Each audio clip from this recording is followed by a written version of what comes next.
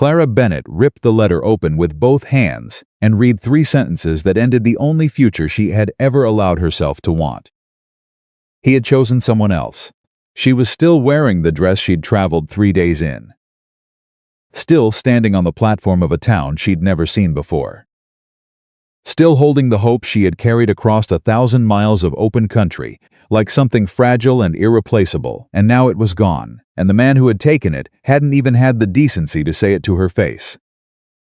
He had written a letter, 3 paragraphs, signed it yours sincerely. If this story is already hitting somewhere deep, please subscribe to this channel right now and follow Clara's journey all the way to the end. Drop your city name in the comments below. I want to see how far this story travels. Hit that notification bell so you never miss what comes next. Now let's go back to where it all began. The letter was not long. That was the first thing Clara noticed, not the cruelty of the words, but how few of them Arthur Haley had needed to destroy her. 3 short paragraphs. A handful of sentences arranged with the brisk efficiency of a man who had already moved on to his next appointment before he finished writing them. A signature at the bottom that looked almost cheerful. She read it once, then again, then a third time, standing on the platform of the Willow Creek station with her 3 heavy trunks beside her, and the last passenger car already emptying behind her. Because some part of her brain refused to accept what her eyes were clearly reporting. Dear Clara, by the time you read this, I will have made arrangements of a different nature. Miss Eugenia Hartfield and I have come to an understanding that better serves both our families and our futures. I wish you no ill will and hope you find your circumstances improved. The engagement is dissolved. Please do not come to the house. Yours sincerely, Arthur J. Haley. Yours sincerely. Clara lowered the letter. Around her, Willow Creek moved through its ordinary Wednesday wagon wheels, freight handlers shouting across the yard, 2 women crossing the street with their market baskets, laughing at something private between them. The platform was emptying fast. In another 3 minutes, she would be the only person left on it. She had $11.40 in her purse. That was everything. No ticket home, no family to wire for help. No plan that had not been built around a man who had apparently made his decision last Tuesday while she was still on a train somewhere in Nebraska, counting the miles and letting herself imagine. She pressed her lips together hard and fixed her eyes on a point at the far end of the street and breathed. Head up, shoulders back, give them nothing. Her mother's voice. Clara had been hearing it in difficult moments for the 3 years since her mother died, and she called on it now like a hand reaching through darkness. She was 25 years old. She had survived worse humiliations than this, though at the moment she could not quite think of one specific enough to be convincing. She had not eaten since morning. Her good traveling dress was wrinkled beyond saving. Her feet hurt in ways she didn't have the energy to itemize. And she was standing in a town she had never set foot in before today, holding a letter from a man she had spent 8 months writing careful.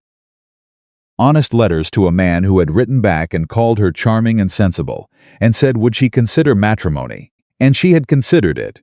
She had considered it with everything she had. She had sewn a dress and packed 3 trunks and crossed the country. Stop. She folded the letter, put it in her bag, clasped the bag shut. That was done. What came next was the only thing that mattered now.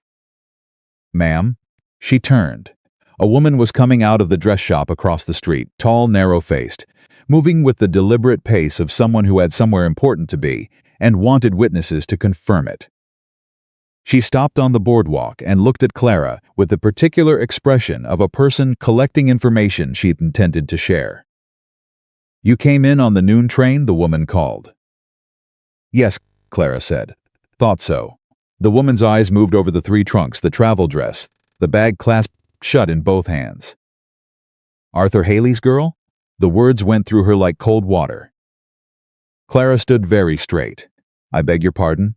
We heard he was expecting someone. The woman said it pleasantly, which made it worse. Shame about Eugenia Hartfield. She's a lovely girl. Very well situated. She paused to let that settle. You have people here in Willow Creek? I'm managing, Clara said. The woman smiled with her mouth only. Of course you are, dear. She moved on down the boardwalk, and Clara heard her say something to the two women she passed, and the three of them glanced back, and Clara turned away and looked at the street and breathed through her nose, slow and even, and gave them nothing. Nothing, that's a lot of luggage for a woman standing alone. The voice came from her left, low, unhurried, the voice of a man who chose his words the way other men chose their tools, carefully, without waste. Clara turned. He was at the edge of the platform, one shoulder against the post, arms loose at his sides. Somewhere past 40, dark hair going silver at the temples. A jaw that hadn't seen a razor in several days, work coat, dusty boots, a hat that had survived considerable weather. He was watching her with an expression that was not pity and not the slow, assessing look she had learned to recognize and brace against. He was simply looking at her, like she was a person. Like he was waiting to find out what kind. I'm managing, Clara said for the second time in 3 minutes. I heard you tell Mrs. Alderman that already. He pushed off the post and walked toward her at an easy, unhurried pace, looking at the trunks and then back at her face. Nathaniel Cross, I run the Cross Ranch about 4 miles north of town. In Cincinnati, you did not give your name to a strange man on a platform. There were rules. Clara had followed those rules her entire life, and they had delivered her here, to this platform, with $11.40 and a letter signed yours sincerely. Clara Bennett, she said. Miss Bennett. He looked at her steadily. You have anywhere to go? Simple words, no softness in them, no performance of sympathy. Just the question itself, asked plainly by a man who already had a fair idea of the answer and had decided to ask it anyway. I'm working on that, she said. He glanced down the street. Arthur Haley lives 2 blocks that direction. Big white house, green shutters. He's been engaged to Eugenia Hartfield since last Tuesday. He said it without inflection, looking back at her. I'm not saying that to wound you. I'm saying it because I'd rather you hear it plain than piece it together from other people's pleasure in telling you. Clara held his gaze. Thank you, she said, for being plain. You're welcome. He looked at the trunks. I'll ask you once more, Miss Bennett, and then I won't trouble you again with it. You have anywhere to go? Clara thought about $11.40. She thought about the rented room that no longer existed, the father who had made clear she wasn't wanted, the 8 months of letters she had believed in with everything she had. She thought about the trunk with the ivory dress in it, the pearl buttons from her mother's gown, the careful stitching done by lamplight through long winter evenings. No, she said, I don't. Nathaniel Cross nodded once. Reached down, picked up the largest of her 3 trunks with the straightforward efficiency of a man accustomed to heavy things and turned toward the street. Now you do, he said. Come on. Clara stood completely still for 3 seconds.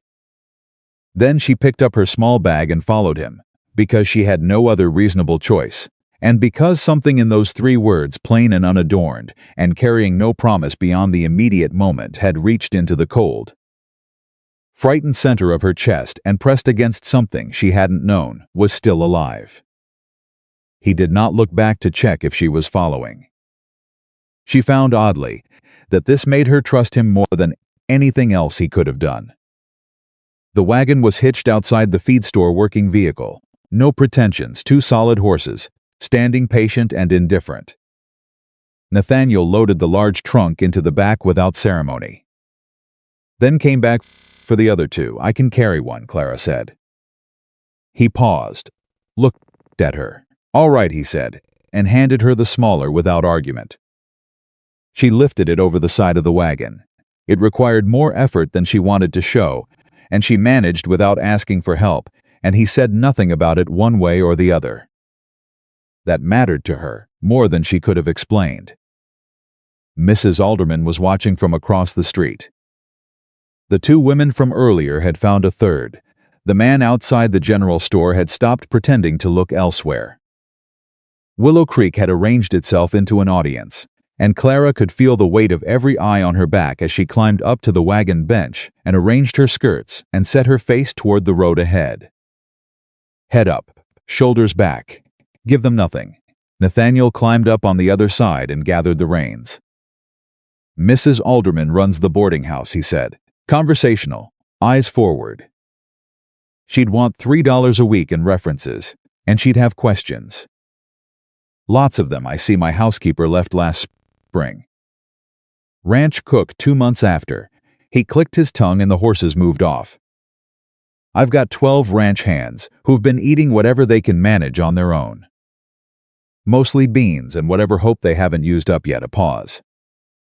I'm not offering charity, Miss Bennett. I'm offering a working situation. Room, board, and fair wages for cooking and keeping house.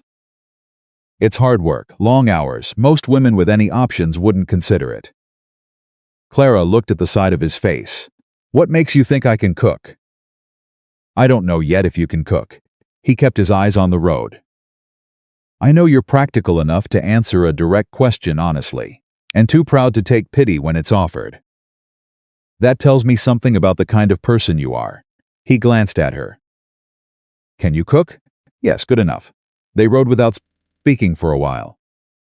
The town disappeared behind them, the street noise fading, replaced by open land and the sound of hooves and wind. The sky was enormous, the kind of enormous she had not been prepared for, the scale of it, the way it went on past every horizon without apology. Mr. Cross, she said, yeah. Why are you doing this? He was quiet long enough that she thought he had decided not to answer. Then he said, without looking at her, stewed in a place like that once myself. Different circumstances. But I know what it looks like when a person's somewhere they didn't plan to be with no clear way forward. Another pause. Didn't sit right with me to walk past it. Clara studied his profile. Unreadable. A man who had learned at some point and at some cost to keep his face very still. I'm not helpless, she said. I can see that. And I'm not looking for someone to feel sorry for me. Good, he said, because I don't. He shifted the reins to one hand. I need someone who can keep 12 grown men from doing themselves harm with their own cooking. You need a place. Seems like it balances out. Clara faced forward.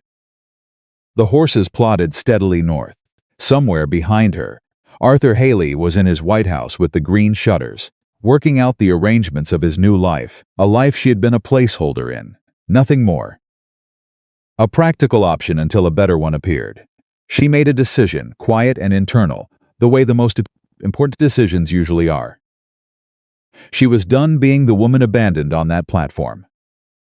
She was going to be the woman on this wagon bench, heading north, beginning something she couldn't see the end of yet. It wasn't comfortable. It wasn't warm.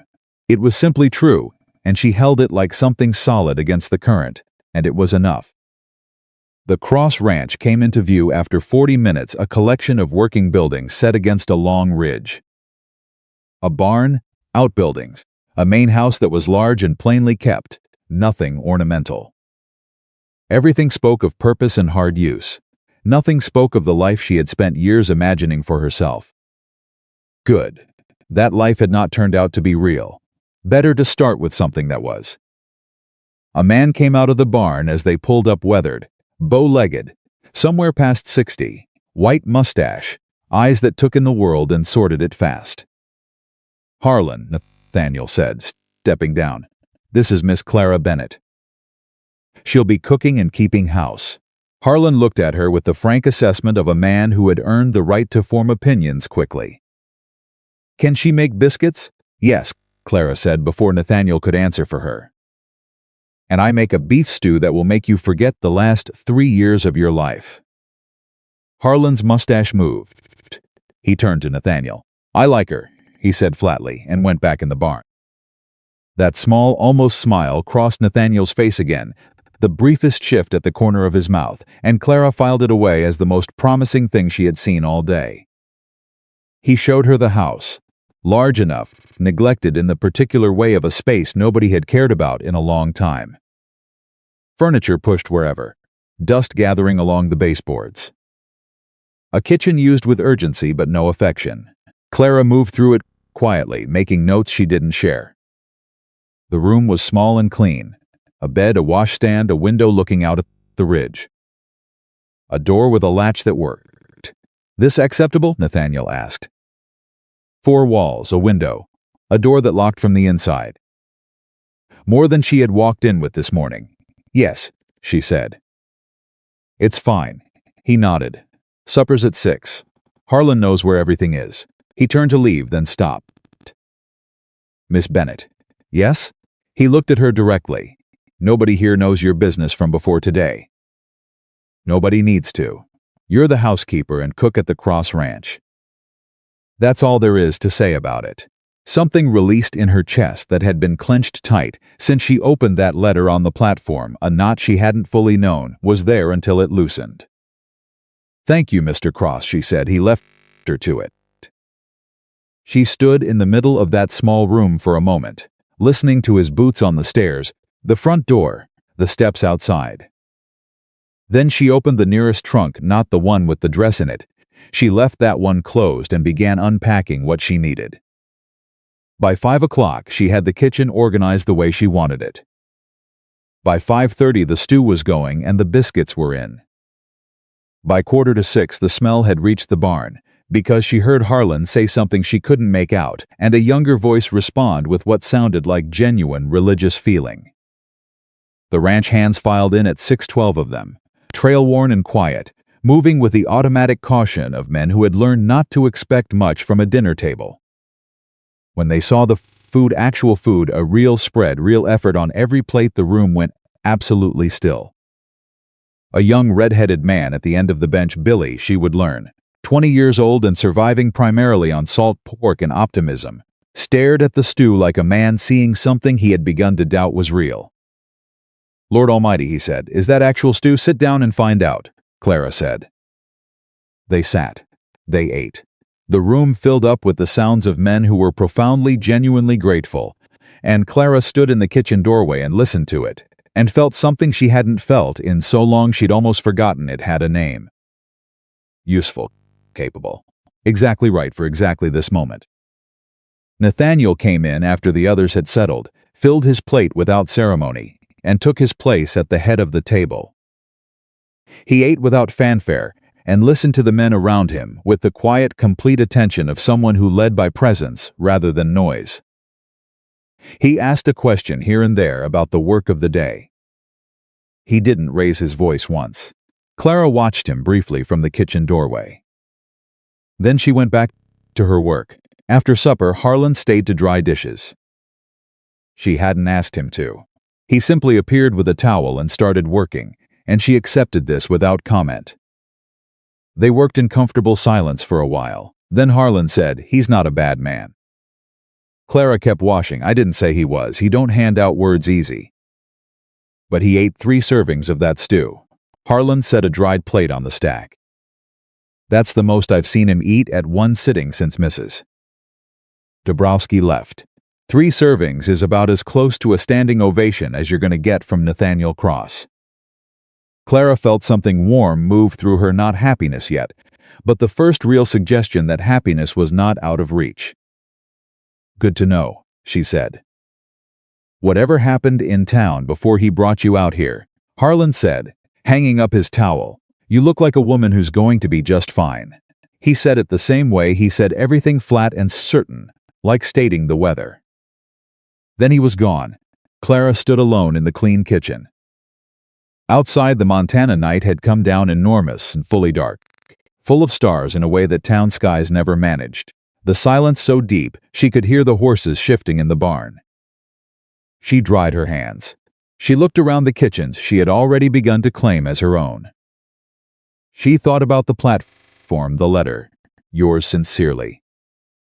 $11.40 and nowhere to go. She thought about 3 words said plainly by a man who didn't look back at. She thought about 12 men going quiet at the sight of a real meal, and Harlan with his dish towel, and a room with a latch on the door, and a small, almost smile she had filed away as the most promising thing she'd seen all day. She turned off the lamp and went upstairs. She latched the door from the inside. She did not cry. She had decided, somewhere on a wagon bench heading north, that she was finished crying over things that had never deserved her tears.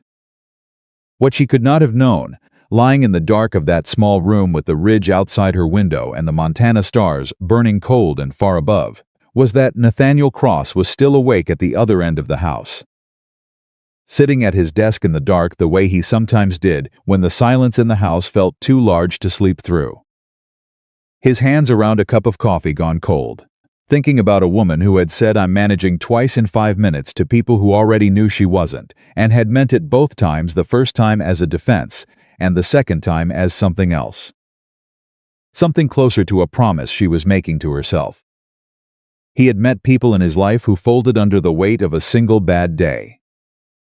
He had met plenty of them, men who had everything and crumbled when one thing went wrong. He had also met, fewer times, people who took whatever they'd been handed, no matter how unfair or how heavy, and found a way to carry it forward with their chin up and their eyes open. He didn't have a word for what he had seen on that platform today. He wasn't much for words in general, but he knew what he'd seen. And for the first time in a long time, Nathaniel Cross sat in the dark of his own house and felt something other than alone. He didn't examine it. He wasn't ready for that. He poured the cold coffee out, rinsed the cup, and went to bed. Down the hall, Clara Bennett closed her eyes, and for the first time in longer than she could remember, she did not dream of the life she had lost. She dreamed, instead, of the one she was only just beginning to build with her own hands, on her own terms, in a place she had never planned to be. Sometimes that is exactly where you find the life that was always meant for you. She was up before dawn, not because anyone told her to be. Not because Nathaniel had set any schedule or Harlan had knocked on her door. She was up because the kitchen was a disaster waiting to be solved, and Clara Bennett had never in her life been able to sleep past a problem she could fix with her hands. She lit the stove before the sky turned gray. She took inventory of every shelf, every crate, every barrel flour, cornmeal, dried beans, salt pork, a modest supply of canned goods, coffee enough for an army, and almost nothing fresh. She made a mental list of what she would need from town and then set it aside, because town meant Mrs. Alderman's narrow face and the women on the boardwalk, and a conversation she was not ready to have yet. One thing at a time. By the time the first ranch hands stumbled into the kitchen at 5:30, there were scrambled eggs with salt pork, fresh biscuits, a pot of coffee so strong it could have started the fire itself, and a woman standing at the stove who looked like she had been there for years. Billy, the red-headed one, stopped dead in the kitchen doorway. He stared, he blinked. He looked behind him at the man coming in after him, a broad, quiet fellow named Dutch, who spoke in whole sentences maybe twice a week and said, "She did it again." "I can see that," Dutch said. "It's not even light outside yet." "I can see that too." Clara set the biscuit pan on the table without comment. "There's honey in the crock on the left," she said. "Don't fight over it. There's enough." They sat, they ate. And for the second morning in a row, the dining room at the Cross Ranch sounded like a place where people actually wanted to be. Nathaniel came in last, the way he always would. She was already learning. He checked the barn and the yard before he came to the table, every single morning, because he checked everything before he trusted it. He poured his own coffee, took his seat, and looked at the spread on the table with an expression that gave away nothing. "Biscuits again," he said. "You have the supplies for biscuits," Clara said. "When you have the supplies for something else, I'll make something else." He looked up at her. Something shifted briefly in his expression, not quite amusement, but the territory adjacent to it. "I'll send someone into town for a supply order," he said. "I already made the list," Clara said, and set it beside his coffee cup. He picked it up, read through it, set it back down. "This is thorough," he said. "I'm a thorough person, Mr. Cross." He said nothing to that, but he folded the list and put it in his breast pocket, and when Harlan came in 10 minutes later, Nathaniel handed it to him and said, "Get what's on this." All of it. Harlan looked at the list, looked at Clara, and tucked it away without a word. Small victories she was learning had a particular sound at the Cross Ranch. They sounded like silence that meant yes. The first week moved fast and hard. There was so much to do that Clara barely had time to be afraid of the doing. She cooked 3 meals a day for 14 people, 12 hands. Harlan and Nathaniel kept the main house clean, managed the supply inventory, and somewhere in between, began learning the rhythms of a working ranch the way you learn a new language, by throwing yourself in and refusing to drown. The men were a study in contrasts. Billy talked constantly and meant nothing by any of it, which was actually restful in its own way. Dutch said almost nothing, but when he did speak, it was worth hearing. There was a Mexican vaquero named Ernesto who sang while he worked and taught Clara the words to 3 songs she would never fully understand, but found herself humming for weeks.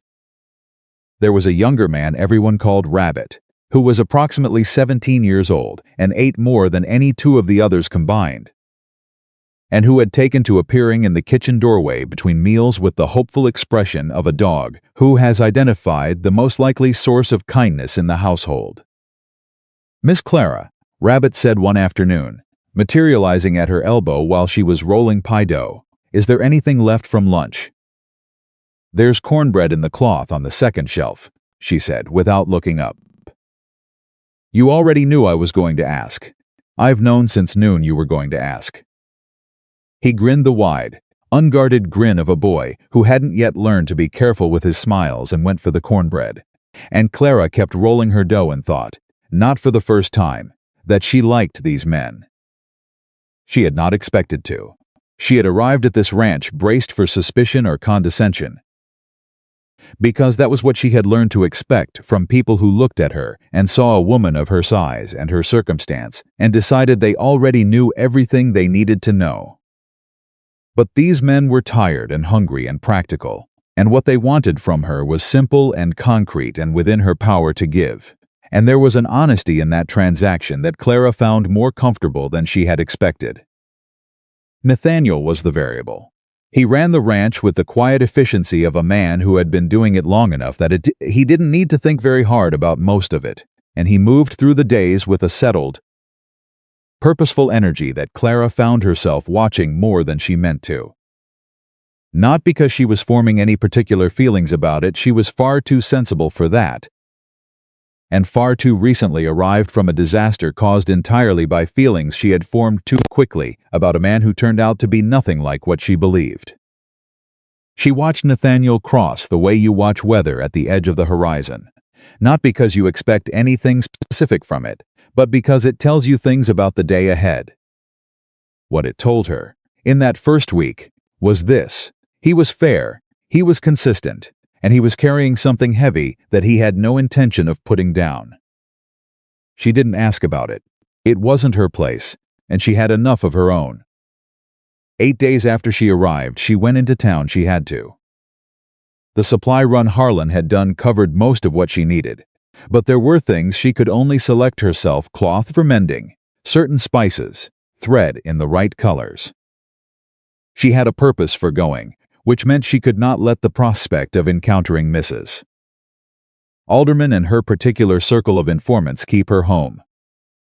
She went on a Thursday morning, in the buckboard wagon Nathaniel told her to take whenever she needed it, and she drove herself, because she was perfectly capable of driving a buckboard wagon, and she did not need an escort for a trip into town any more than she needed someone to tie her own boots.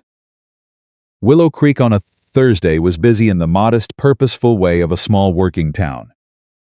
She had been there less than 2 weeks, and she had only arrived the once, and yet she felt the moment she was recognized, felt it the way you feel a change in air pressure before a storm. The subtle shift in the quality of the silence as she drove past. She tied up the wagon outside the dry goods store and went in. The proprietor, a thin man with spectacles named Mr. Fenwick, helped her promptly and professionally, and did not ask her any questions she hadn't come to answer, which she appreciated. She was halfway through her list when the bell above the door chimed and 2 women came in. She knew one of them from the platform, the narrow-faced one. Mrs. Alderman, she now knew the same woman who had asked, "Are you Arthur Haley's girl?" in the tone of someone reading a sentence from a book they already decided was beneath them. Mrs. Alderman saw her immediately. There was a pause, brief, deliberate, the kind of pause that is itself a statement, and then Mrs. Alderman said in a carrying voice clearly not intended to be private, "That's her. The one Nathaniel Cross took in off the platform.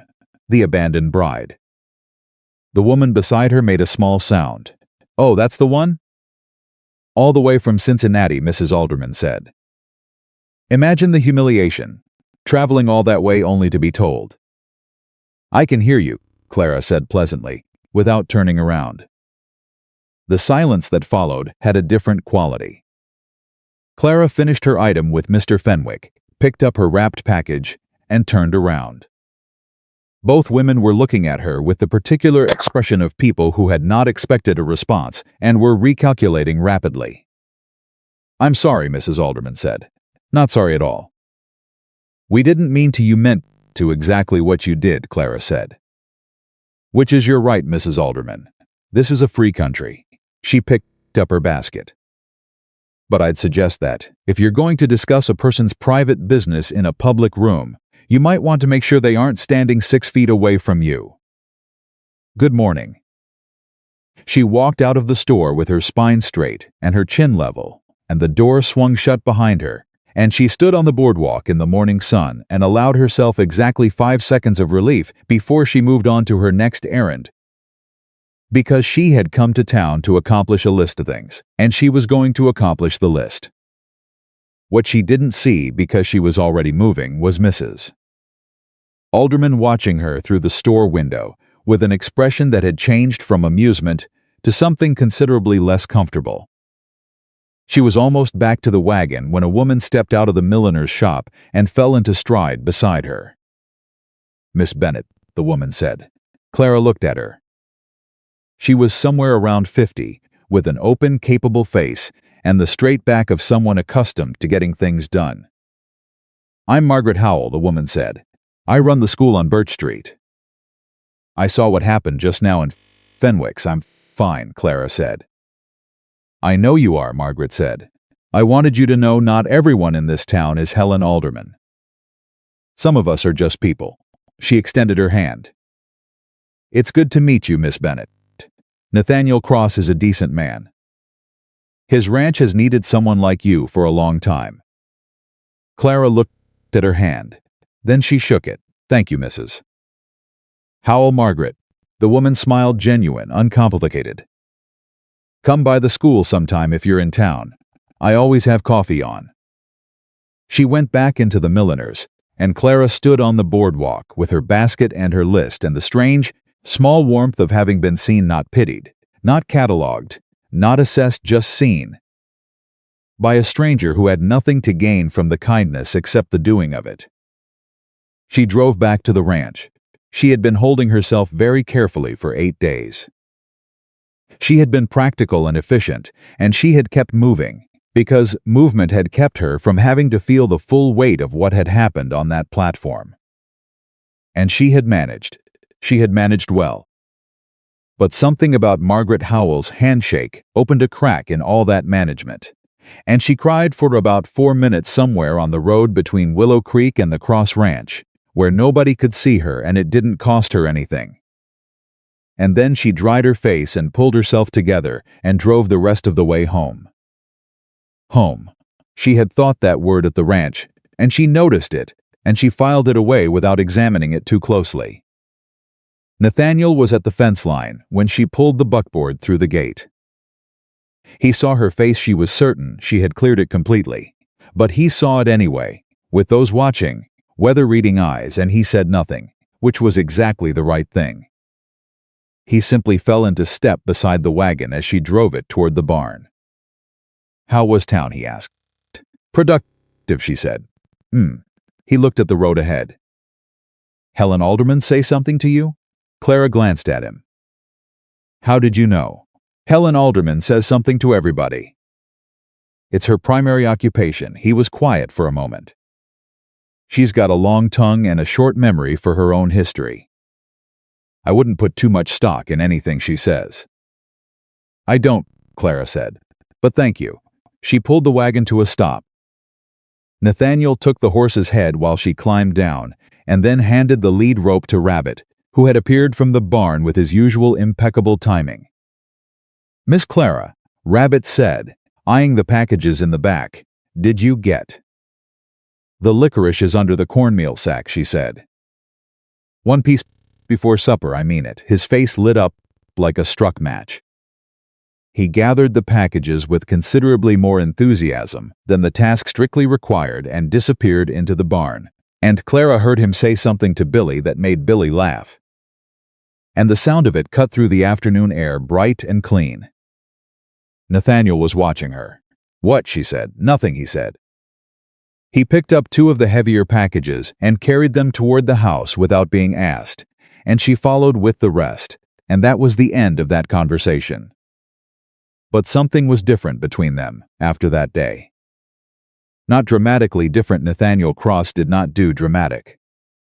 But there was a small, incremental shift in the way he moved around her. He started leaving her copy of the weekly supply budget on the kitchen table instead of keeping it in his office, which meant he trusted her to work with it. He started asking, in passing, whether there was anything the kitchen needed, rather than waiting for her to come to him. Small things. The kind of things that mean a great deal when a person knows how to read them. Clara was learning to read him. 3 weeks in, one of the horses went wrong in the leg, a good quarter horse named Red that Nathaniel had owned for 7 years. She knew he valued the animal the way working men value reliable things, practically, without sentiment, but genuinely. She heard him in the barn at 11 at night, talking to the horse in a low voice while he treated the leg, and she put together a plate of cold supper and took it out without announcement and left it on the fence post beside the barn door.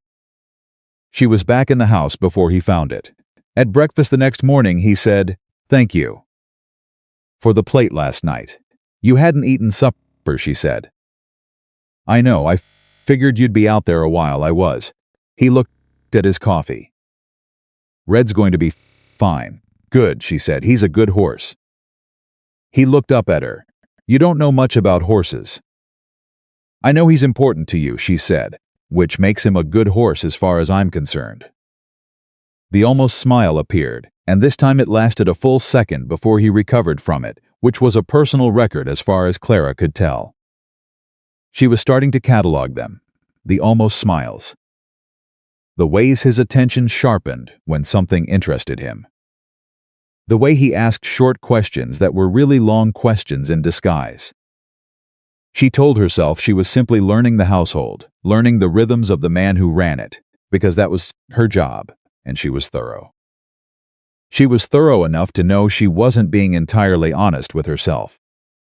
But she was also thorough enough to know that she had arrived at this ranch 6 weeks ago with $11.40 and nowhere to go, and that building a life, a real one, a solid one that belonged to her, required more than feelings. It required time and work, and the kind of patience that wasn't waiting but building. There was a difference she was learning. Waiting was passive. Building was not. She was building. 4 weeks in, the letter arrived. She recognized the handwriting before she recognized what the recognition meant, the slightly backward slant, the unnecessary flourish on the capital letters, the self-conscious elegance of a man who wanted his correspondence to look impressive. She stood in the front hallway, with the letter in her hand for a long moment before she opened it. "Dear Clara, I have been thinking of you since your arrival in Willow Creek and wondering if you found yourself comfortable. Eugenia and I have encountered some difficulties of a financial nature, and I find myself in a position where I might need to reconsider certain arrangements.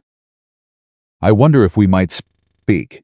I believe we parted under hasty circumstances, and that, given time and reflection, we might find our original understanding was perhaps not so easily dissolved as I suggested in my letter. I know you are staying at the Cross Ranch. I know it cannot be easy. If you would like to discuss your situation, I am at the house on Elm Street until Thursday. Yours sincerely, Arthur J. Haley." Clara read it twice. Then she read it a third time, not because she didn't understand it, but because she wanted to make absolutely sure she was understanding it correctly. He was struggling financially. Eugenia Hartfield had either not been as well situated as advertised, or something had gone wrong in the interim, and Arthur Haley, who had written her 3 paragraphs and signed them yours sincerely, and expected that to be sufficient, was now suggesting that perhaps their engagement had not been so easily dissolved after all. He wanted her back, not because he had realized anything. Not because he had looked at what he'd discarded and understood its worth. But because the alternative had not worked out the way he planned, and Clara was still available, and the Cross Ranch was prosperous, and she was presumably still desperate enough to take what she could get. That was what he believed, that she was still desperate enough. She stood in the hallway for a long moment.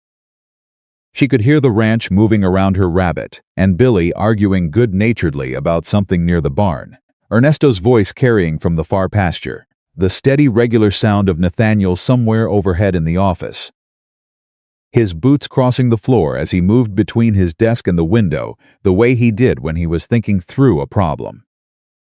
She thought about the woman who had stood on that platform 6 weeks ago.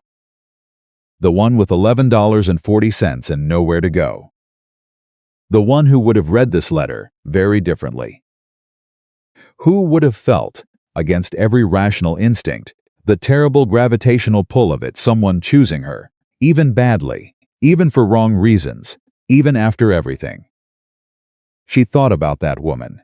Then she thought about the woman standing in this hallway right now, who had organized a kitchen and fed 14 people 3 times a day and driven herself into town and told Mrs. Alderman to her face that she had been heard, and taken a cold plate out to a man in a barn at 11 at night, and learned the names of 12 horses, and cried for 4 minutes on an empty road, and then dried her face and driven the rest of the way home. She went to the kitchen, found paper and a pen, and wrote 4 sentences. Mr. Haley, I received your letter. I understand your situation. I am not in a position to help you with it. She signed it Clara Bennett, not yours sincerely. Not with regards, nothing that gave him anything he hadn't earned, and sealed it, and put it on the hall table for Harlan to post in the morning. Then she went back to the kitchen and started supper. She was halfway through the vegetable prep when Nathaniel appeared in the kitchen doorway. He didn't say anything for a moment, just stood there with the loose, considering posture of a man who had noted something and was deciding whether to speak about it. Letter came today, he said. Yes, she said. She didn't stop chopping. From town. Yes. Pause, you all right? Clara set down the knife. She turned around and looked at him directly. The way she'd learned, he preferred no softening, no performance, just the plain truth delivered straight. I had a letter from Arthur Haley, she said. He's having financial difficulties, and apparently thinks I might be persuaded to reconsider our arrangement. She picked the knife back up. I wrote back and told him no. I put the letter on the hall table. Nathaniel looked at her for a long moment. His expression was doing that thing it sometimes did, that careful, deliberate stillness that she had learned, was not blankness but the opposite, that it was the face of a man concentrating very hard on something. That must have been a difficult letter to receive, he said. It wasn't, Clara said. That's the part that surprised me. He was quiet for another moment. Then he said, You want me to have someone drive it into town tonight? I can have it posted tonight, instead of tomorrow. Clara looked up. Yes, she said, actually. Yes, I would. He nodded and left, and she heard him call a rabbit in the yard, and 15 minutes later she heard hoofbeats heading south toward town. And something in her chest settled into place with the quiet finality of a door swinging shut on a room she would never need to go back into. She didn't know that Nathaniel Cross, standing in the yard watching Rabbit ride out, was thinking about a letter he had received once. A different letter. Years ago, in a different season of his life. He had never told anyone the full story of it. He did not intend to start now. But he was thinking about it, standing in the yard in the evening light, watching the dust settle behind Rabbit's horse. He was thinking about it. And he was thinking about a woman in his kitchen who had said that's the part that surprised me, not as a boast, not as a performance, but as a plain, slightly wondering observation. Like someone discovering an unexpected strength in themselves and being genuinely curious about it. He had known people who were broken by less than what she had walked through. He had watched men with twice her resources fall apart over half the trouble. Clara Bennett had arrived with nothing, and in 6 weeks she had built something solid enough to stand on. He went inside and said nothing about any of this, because he was not a man who trafficked in revelations, and because some things were better understood in silence than explained in words. But that night, for the first time in longer than he could honestly recall, the house didn't feel too quiet. It felt almost like it was supposed to sound exactly this way. He wasn't ready to follow that thought to its conclusion. But he let it stay. The storm didn't announce itself. That was the thing about Montana weather that Clara had learned in 2 months at the ranch. It didn't negotiate. It didn't send warnings you could plan around. One morning the sky was clear, and the work was ordinary, and the day felt like every other day. And then by mid-afternoon the temperature dropped 15 degrees in an hour, and the clouds came in from the northwest like something with intention. And Nathaniel looked at the horizon at 3 o'clock and said, in the flat, certain voice he used when things were serious, get everything inside. Now the men moved fast, Clara moved faster. She had learned enough about ranch work in 2 months to understand what a storm of this size meant: livestock to secure, equipment to cover, the water supply to check, the barn to reinforce against wind that could pull boards loose like paper. She didn't wait to be assigned. She went to the kitchen, banked the stove against the cold that was coming, put every pot she had to filling with water from the pump while it was still accessible, and started cooking everything in the larder that would go bad if the temperature inside dropped too far. Billy appeared in the kitchen doorway at 3:30, windburned and wide-eyed. Mr. Cross says you should stay inside, Miss Clara. Mr. Cross is not wrong, she said without stopping. Go help Dutch with the south fence. It was loose yesterday. He said I heard what he said, Billy. I'm inside. Go, he went. The storm hit at 4. Clara had heard wind before Cincinnati got its share of spring storms, rattling windows and bending trees, but this was a different thing entirely. This was wind that meant it, that pushed us the walls of the house like something trying to get in, that made the timbers groan and the shutters bang in a continuous percussion that felt almost deliberate. She kept cooking. She kept the stove hot. She moved between the kitchen and the main room, checking the windows, managing the fire in the hearth, doing the things that could be done from inside, while outside the men worked in conditions she could hear but not see. Then she heard the shout. It came from the direction of the barn, a voice she recognized as Harlan's, higher than usual, carrying the particular pitch of a man past the age of pretending things are fine when they aren't. She was at the front door before she consciously decided to move. The wind hit her like a wall. She pushed through it, one arm over her face, heading toward Harlan's voice, and found him 10 yards from the barn door, kneeling in the mud beside a figure on the ground. Nathaniel. He was conscious. She could see him moving, could see him trying to get up, but his right arm was wrong, and the way he was holding it told her something had given. The barn door had swung free in a gust and caught him across the shoulder and thrown him sideways into the fence post, and he had gone down hard. I'm fine, he said, which was the most predictable thing he had ever said in her presence. You're not fine, Harlan said. It's my shoulder. I've had worse. You've had worse because you do things like this, Harlan said in the tone of a man who had been having this argument for 20 years. He looked at Clara. Get him inside, I don't need. Nathaniel, Clara said. He stopped. She had not used his given name before. Not once in 2 months. She had called him Mr. Cross with the careful formality of a woman who understood the importance of keeping distances she needed. But she said it now, in the flat, certain voice she had apparently learned from somewhere nearby, and he looked at her with an expression she hadn't seen before, surprised, and something else, something she didn't have time to examine. "Come inside," she said. "Please," he came.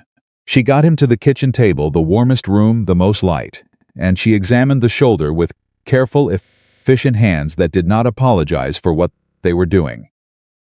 She had helped a neighbor set her young son's arm once, back in Cincinnati, and she had read enough practical medicine to know the difference between a break and a dislocation.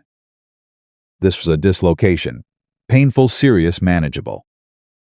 "This is going to hurt," she said. "I figured," he said. "I need you to hold on to the table edge and not move." Clara, hold on to the table edge. He held onto the table edge. She set the shoulder with one swift, controlled movement that she had been told and now confirmed was the worst possible second of the process, and then it was done. And Nathaniel let out a breath through his teeth that was as close to an admission of pain as she suspected she was going to get from him. "Done," she said. He was quiet for a moment. "Where did you learn to do that?" "Cincinnati," she said. "Neighbor's boy, hold still." She wrapped the shoulder with strips of cloth she'd torn from a flour sack, working quickly and firmly, and he sat at the table and let her work, which told her more about how much it hurt than anything he'd said or hadn't said. Outside, the storm kept going. Inside, the kitchen was warm and close and full of the sound of wind against the walls, and two people working in the kind of silence that has substance to it. "The men," he said. "Harlan's got them. Dutch is with the livestock. They know what to do. The south fence was Billy and Ernesto went for it at 3:30. I sent them before the worst of it hit." He looked at her. "You sent them. Somebody had to." She tied off the bandage. "You were busy falling down." Another pause. Then something happened that she had not expected. He laughed. Not the almost smile, not the brief shift at the corner of his mouth. An actual laugh, short and genuine, surprised out of him by something he hadn't anticipated. She felt it move through her like a struck chord. "Fair enough," he said. She made him drink coffee and eat something, because he was pale from pain and cold and shock, and he needed the warmth more than he needed his dignity, and to his credit he understood this and complied without further argument.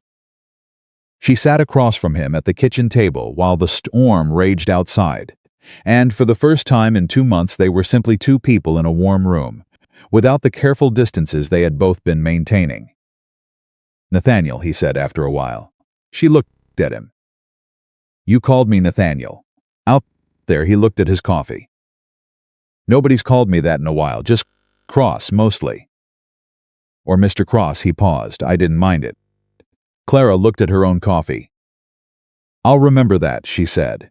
The storm lasted through the night and into the following morning.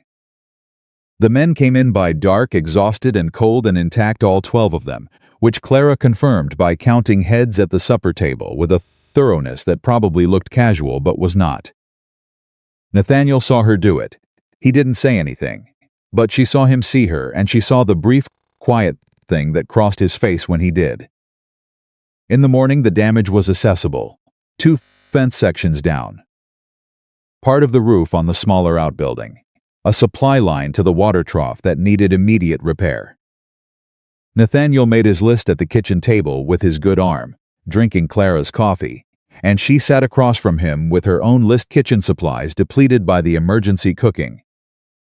Repairs needed inside the house, and they worked in parallel, occasionally exchanging information when their lists intersected, like two people who had been doing this together for years, rather than 2 months.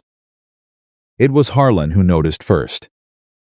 He didn't say anything about it directly. Harlan never said anything about anything directly if an indirect route was available, but he looked at the two of them at the kitchen table with their parallel lists, and he looked at Clara.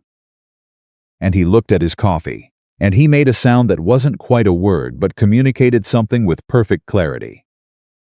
Clara chose not to hear it. She was good at that. It was 4 days after the storm, when Nathaniel could move his arm again without the movement in his jaw that meant pain, that he told her about Thomas Reeves. He didn't plan to. She could tell that immediately, the way he started talking with the careful, almost reluctant energy of someone who has decided to say something before they change their mind, before the more cautious part of their brain catches up and intervenes. They were in the main room after supper. The hands had gone to the bunkhouse. Harlan had turned in early.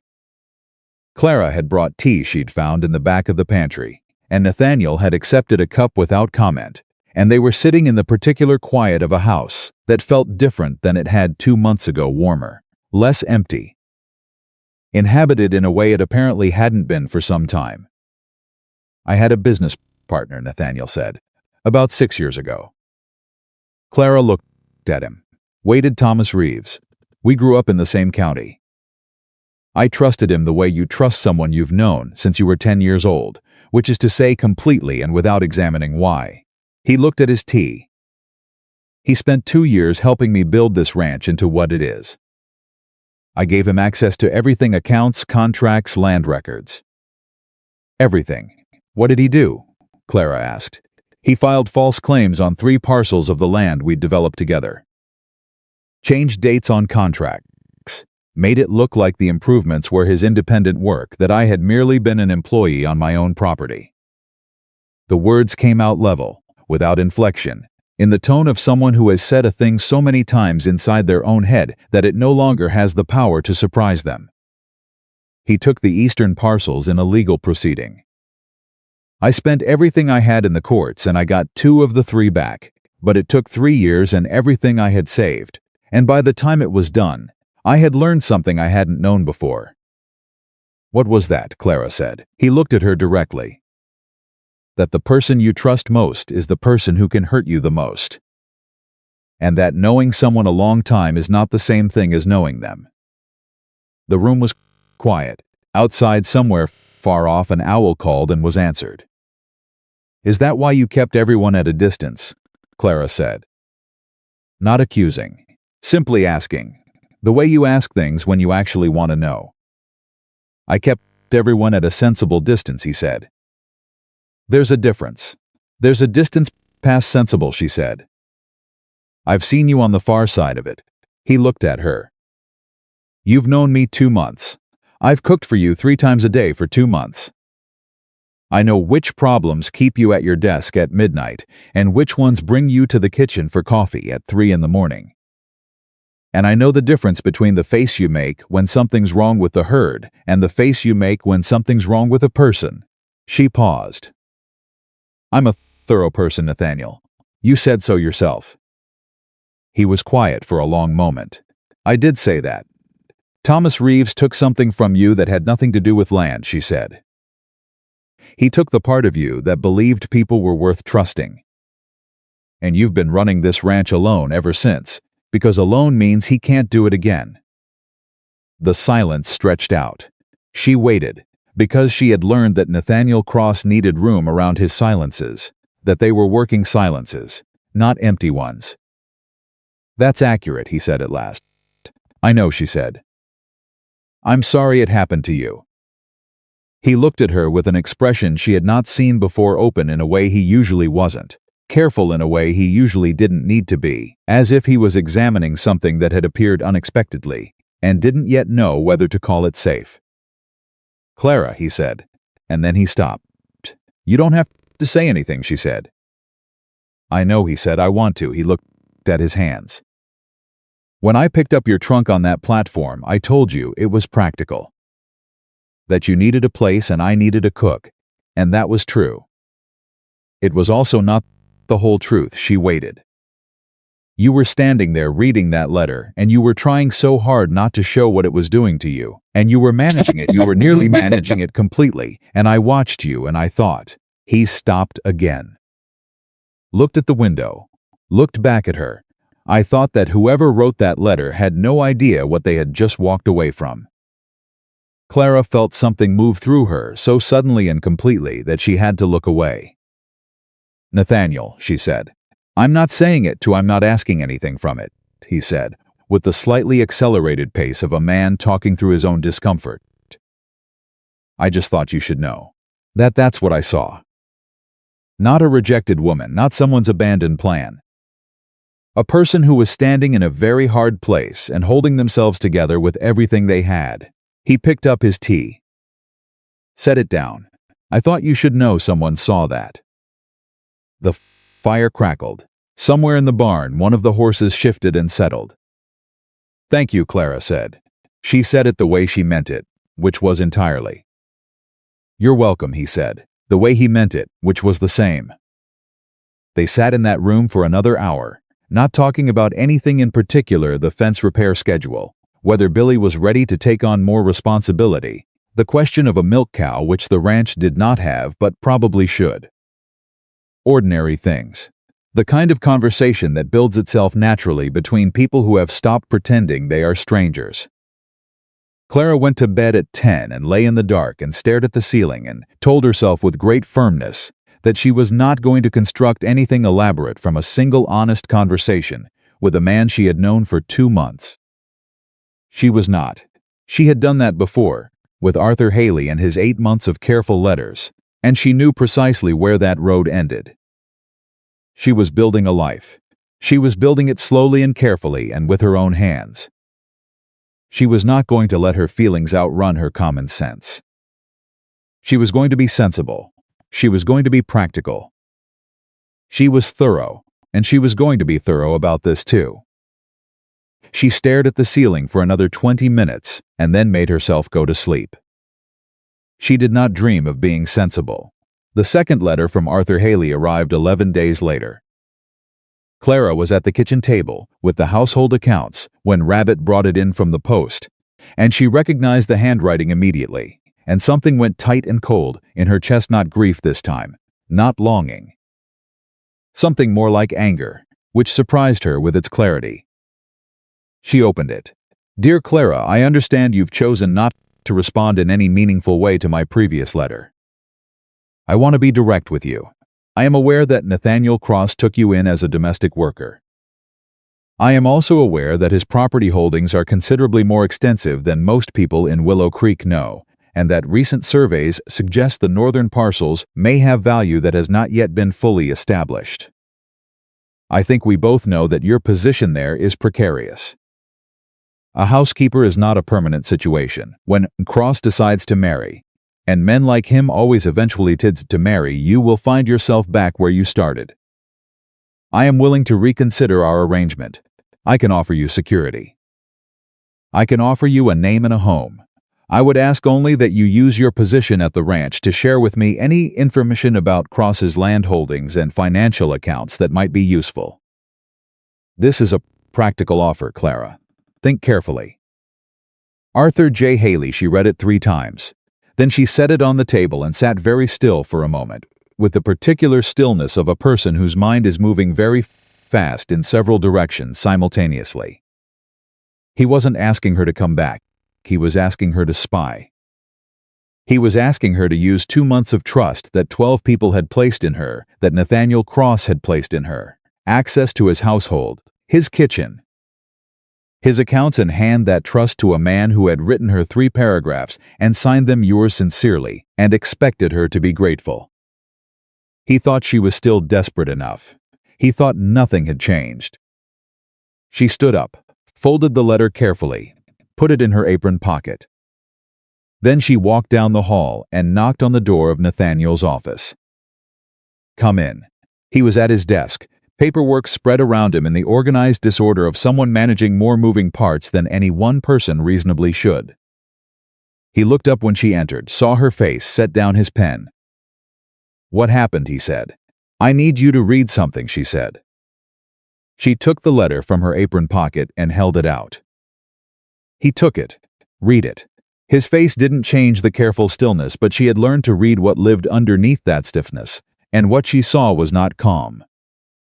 It was the concentrated focus of a man who has just confirmed something he already suspected and is deciding very quickly what to do about it. "Arthur Haley," he said. "Yes. This is the second letter." "Yes. The first asked me to come back. I wrote back and said no." "This one," she paused. "This one is different."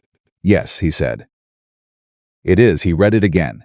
"Set it on the desk. He knows about the northern parcels." "I don't know how I do." His voice was very even. "Too even. There's only one person outside this ranch who knows about the survey results. I used a land agent named Cooper in Billings. Cooper has a cousin in Willow Creek who drinks." He looked at the letter. That's how information moves in a small territory. Nathaniel, Clara said, I want to be completely clear with you. I have not shared anything about your accounts or your land with anyone. I haven't discussed your business with anyone in town. Clara, he looked at her, I know. The two words landed quietly and completely, without qualification. She exhaled something she had been holding since she walked through his office door. I know, he said again. The fact that you're standing in my office showing me this letter instead of doing what he's asking, that's not something I need to verify. I can see it. He picked up the letter again. The question is what Haley is actually after. The land survey, or something bigger. He mentioned financial accounts, Clara said. I heard that. He was quiet for a moment, thinking with that focused, weather-reading attention she had come to know. Thomas Reeves used a land agent too. Different man. Same county. He set the letter down. Some methods don't change much. Clara felt the cold move through her all over again, not for herself this time. You think this is connected to Thomas Reeves? I think Arthur Haley is not the kind of man who finds his own schemes, Nathaniel said. I think he's the kind of man who attaches himself to other people's schemes and calls himself a partner. He stood up. I need to write some letters today. What can I do? Clara said. He looked at her. The question seemed to surprise him, not that she'd asked it, but the way she'd asked it. Not out of helplessness, not looking for instruction. The way one capable person asks another, what needs doing and where do you need me? Keep this between us for now, he said. The men don't need to be worried. And I need Haley to believe you haven't told me. You want him to think I'm still considering it. I want him to think nothing's changed. He held her gaze. Can you do that? I've been managing my face in difficult situations since I was 12 years old, Nathaniel. That nearly smile. Briefer than usual, because the situation didn't allow for much of it. I know, he said. I'm counting on that. She turned to go. He said, Clara, she stopped. I'm sorry he did this. Coming at you through the mail using your... He paused, searching for the word. Using the hard position you were in when you arrived here. It's a cowardly way to operate. He's a cowardly man, she said. I know that now. I didn't know it well enough before. She held his gaze. I'm not sorry I came to Willow Creek. The room was quiet. Neither am I, Nathaniel said. She went back to the kitchen. She sat at the table with the household accounts and she ran the numbers with careful, precise attention, and she did not let herself feel the full weight of what she had just heard. Not yet, not here, not where anyone could walk in and see it. But she felt the shape of it, the outline of something that had been building since a wagon bench heading north, since cold coffee left on a fence post, since a shoulder set in a kitchen, and a laugh surprised out of a man who didn't laugh easily. Nathaniel Cross had said, neither am I, and he had meant it the same way she meant, I'm not sorry I came, and they both knew it, and neither of them was ready to say the next thing out loud. But it was there. It had been there for a while, she suspected. She was a thorough person. Thorough people notice things. What she did not know, could not have known, sitting at that kitchen table with her careful columns of numbers, was that Arthur Haley had already sent a third letter. Not to her. To a lawyer in Helena with connections to the Territorial Land Board, a man who had done business with Thomas Reeves and who owed Haley a favor he had been waiting years to collect. The scheme that Nathaniel had nearly been destroyed 6 years ago was not finished. It had simply been waiting for the right moment to come back. And that moment, unknown to anyone at the Cross Ranch on that cold October evening, was already in motion. The letter from Helena arrived on a Tuesday. Nathaniel knew what it was before he opened it. Not because he was prescient, but because he had been waiting for something like it since the night Clara showed him Arthur Haley's second letter. Since he'd traced the thread back to Cooper, the land agent, and Cooper's cousin, and the way information moved through small territories like water finding cracks in stone. He had written his own letters, 3 of them, to men he trusted in Billings and Helena, and one in the territorial capital, and he had waited, and now the waiting was over. He read it at his desk with the door closed, which was unusual enough that Harlan noticed and said nothing, which was Harlan's particular way of saying everything. The letter was from a lawyer named Aldous, who represented a land holdings company called Western Territorial Partners. The language was precise and polished and utterly cold. It informed Nathaniel that Western Territorial Partners had acquired, through legal transfer, certain promissory notes originally held by a Mr. Thomas Reeves, notes which according to their records represented an outstanding debt secured against the northern parcels of the Cross Ranch, parcels which had been the subject of recent survey activity suggesting significant undisclosed value. They were requesting full payment within 60 days, or a negotiated transfer of the northern parcels in settlement. Thomas Reeves. 6 years later, and Thomas Reeves was still in the walls of this place, like rot you think you've cut out only to find it's moved deeper into the timber. Nathaniel set the letter on his desk. He sat for a long moment very still with the concentrated stillness of a man who is doing serious work behind a quiet face. Then he got up and went to find Harlan. He found him in the barn, which was where Harlan went when he was waiting to be found. "I need you to go to Billings," Nathaniel said, "today. I need you to see a man named Garrett who works out of the courthouse there, and ask him to pull every record on a company called Western Territorial Partners. Formation documents, principals, transfer history. Everything he can find." Harlan looked at him. "How bad is it?" "I don't know yet." He handed over an envelope with money and a sealed note. "Don't talk to anyone about the survey or the northern parcels. Not in town, not on the road. I wasn't born yesterday, Cross."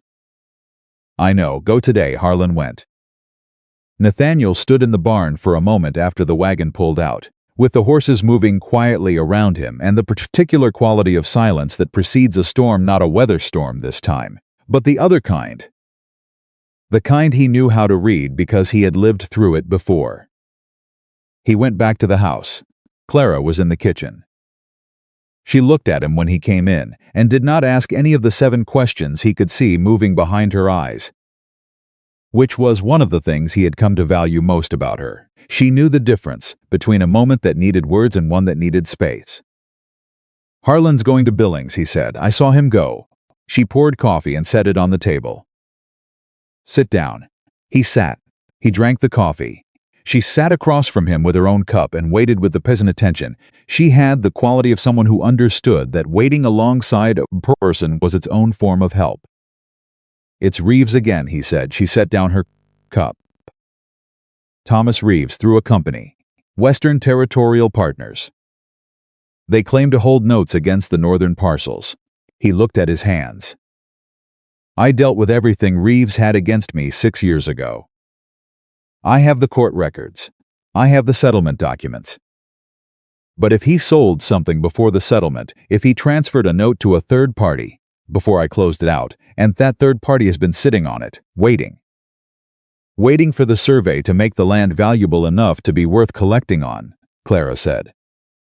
He looked at her. "Yes, and Arthur Haley is connected to this company.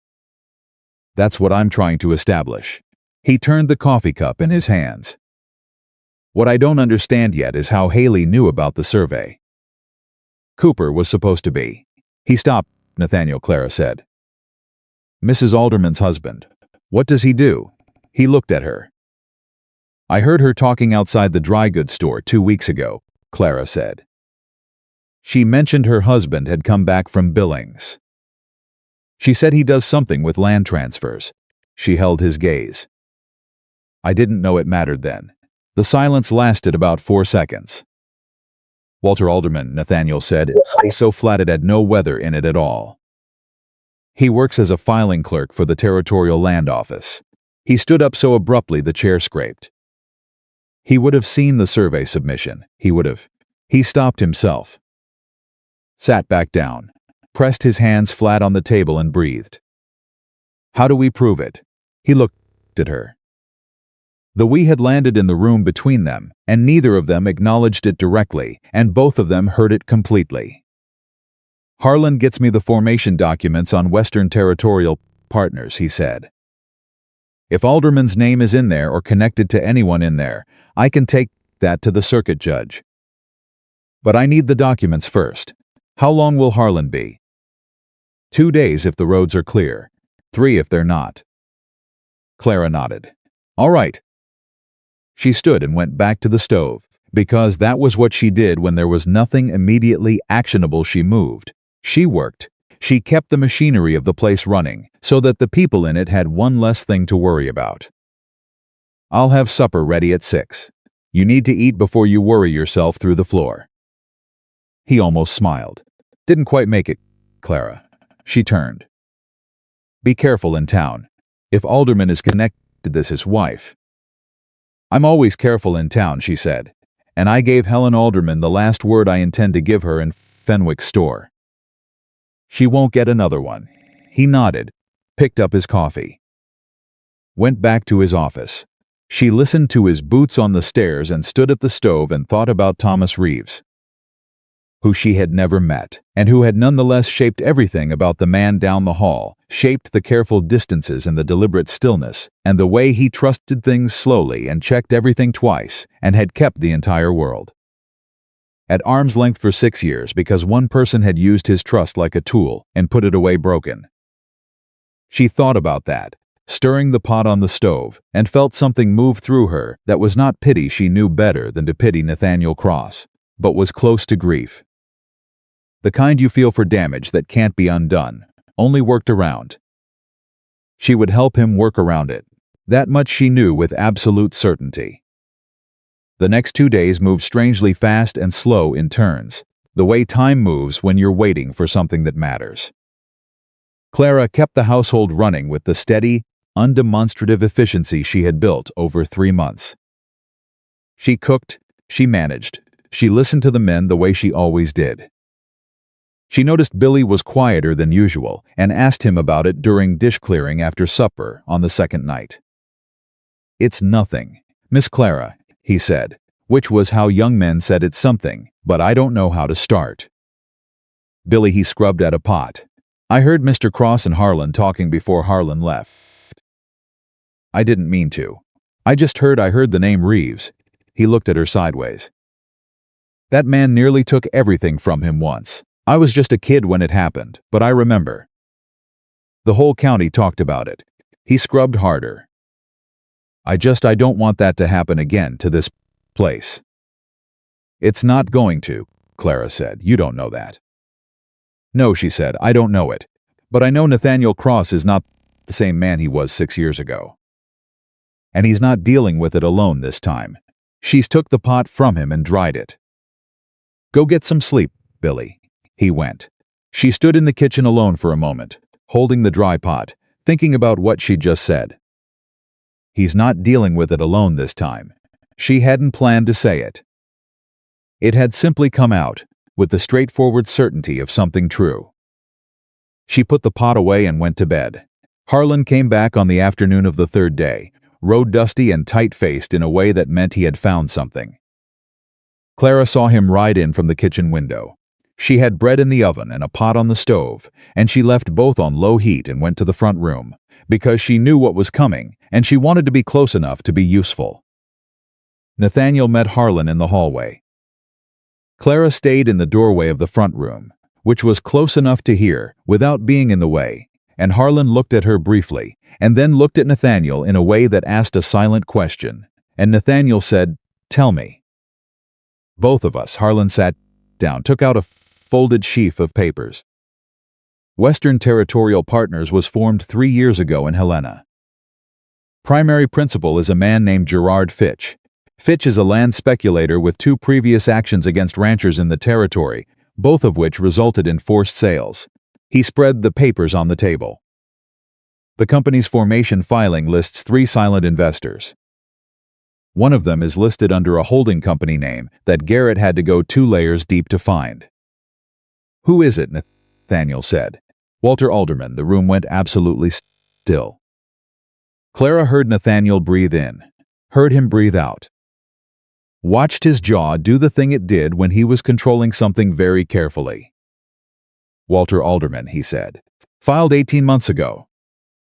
Same month the Territorial Land Office received your survey request." Harlan's voice was careful, factual, the voice of a man delivering information that needs to land without distortion. "Garrett thinks Alderman pulled your survey data before it was officially processed. Fed it to Fitch. Fitch went to find the Reeves notes." "Where did Fitch find the notes?" Clara said. Both men looked at her. "You said Reeves transferred them before the settlement," she said, looking at Nathaniel. "But who was holding them? Someone had them for 6 years without acting on them. Why now?" Nathaniel looked at Harlan. "Reeves sold them to a man named Dobbins in 1876, Harlan said. "Dobbins died last year. His estate was sold at auction in Helena. Fitch bought the notes out of the estate for $40. He paused. "He bought them because Alderman told him they existed. $40. 6 years of waiting, and it had cost someone $40 to potentially take the northern parcels of the Cross Ranch." Clara felt the cold anger of it move through her cleanly, without confusion. "Alderman used his position in the land office," she said. "He found notes that most people had forgotten existed, fed the information to Fitch, and invested in the company that bought them. All because the survey showed the northern parcels had value." "That's what Garrett believes," Harlan said. "That's also what he says he can present to the circuit judge if Nathaniel chooses to file." "The notes themselves," Nathaniel said. "Are they legitimate?" "That's the complicated part." Harlan looked at the papers. "The original debt was real. You owed Reeves money before the partnership went wrong, legitimate business debt. When you settled with Reeves in court, the settlement document discharged Reeves's claims against you. But Garrett says there's an argument that the note Reeves sold to Dobbins in 1876 was sold before the settlement, and that the settlement discharged Reeves's ability to collect not a third party's. So the settlement protected me from Reeves," Nathaniel said slowly. "But not from someone who bought the debt from Reeves before the settlement. That's the argument Fitch and his lawyer are prepared to make." The silence in the room was the kind that happens when several people are simultaneously thinking through the same maze and arriving at the same dead ends. "Can we beat it?" Clara said. "Garrett says yes," Harlan said. "But it needs to go in front of the circuit judge, and it needs documentation, and it needs to happen before their 60-day window closes." He looked at Nathaniel. "There's something else. Tell me. Arthur Haley. He's not just connected to this through Alderman." Harlan pulled out a separate paper. "He's listed as a corresponding party in Fitch's letters to the lawyer in Helena.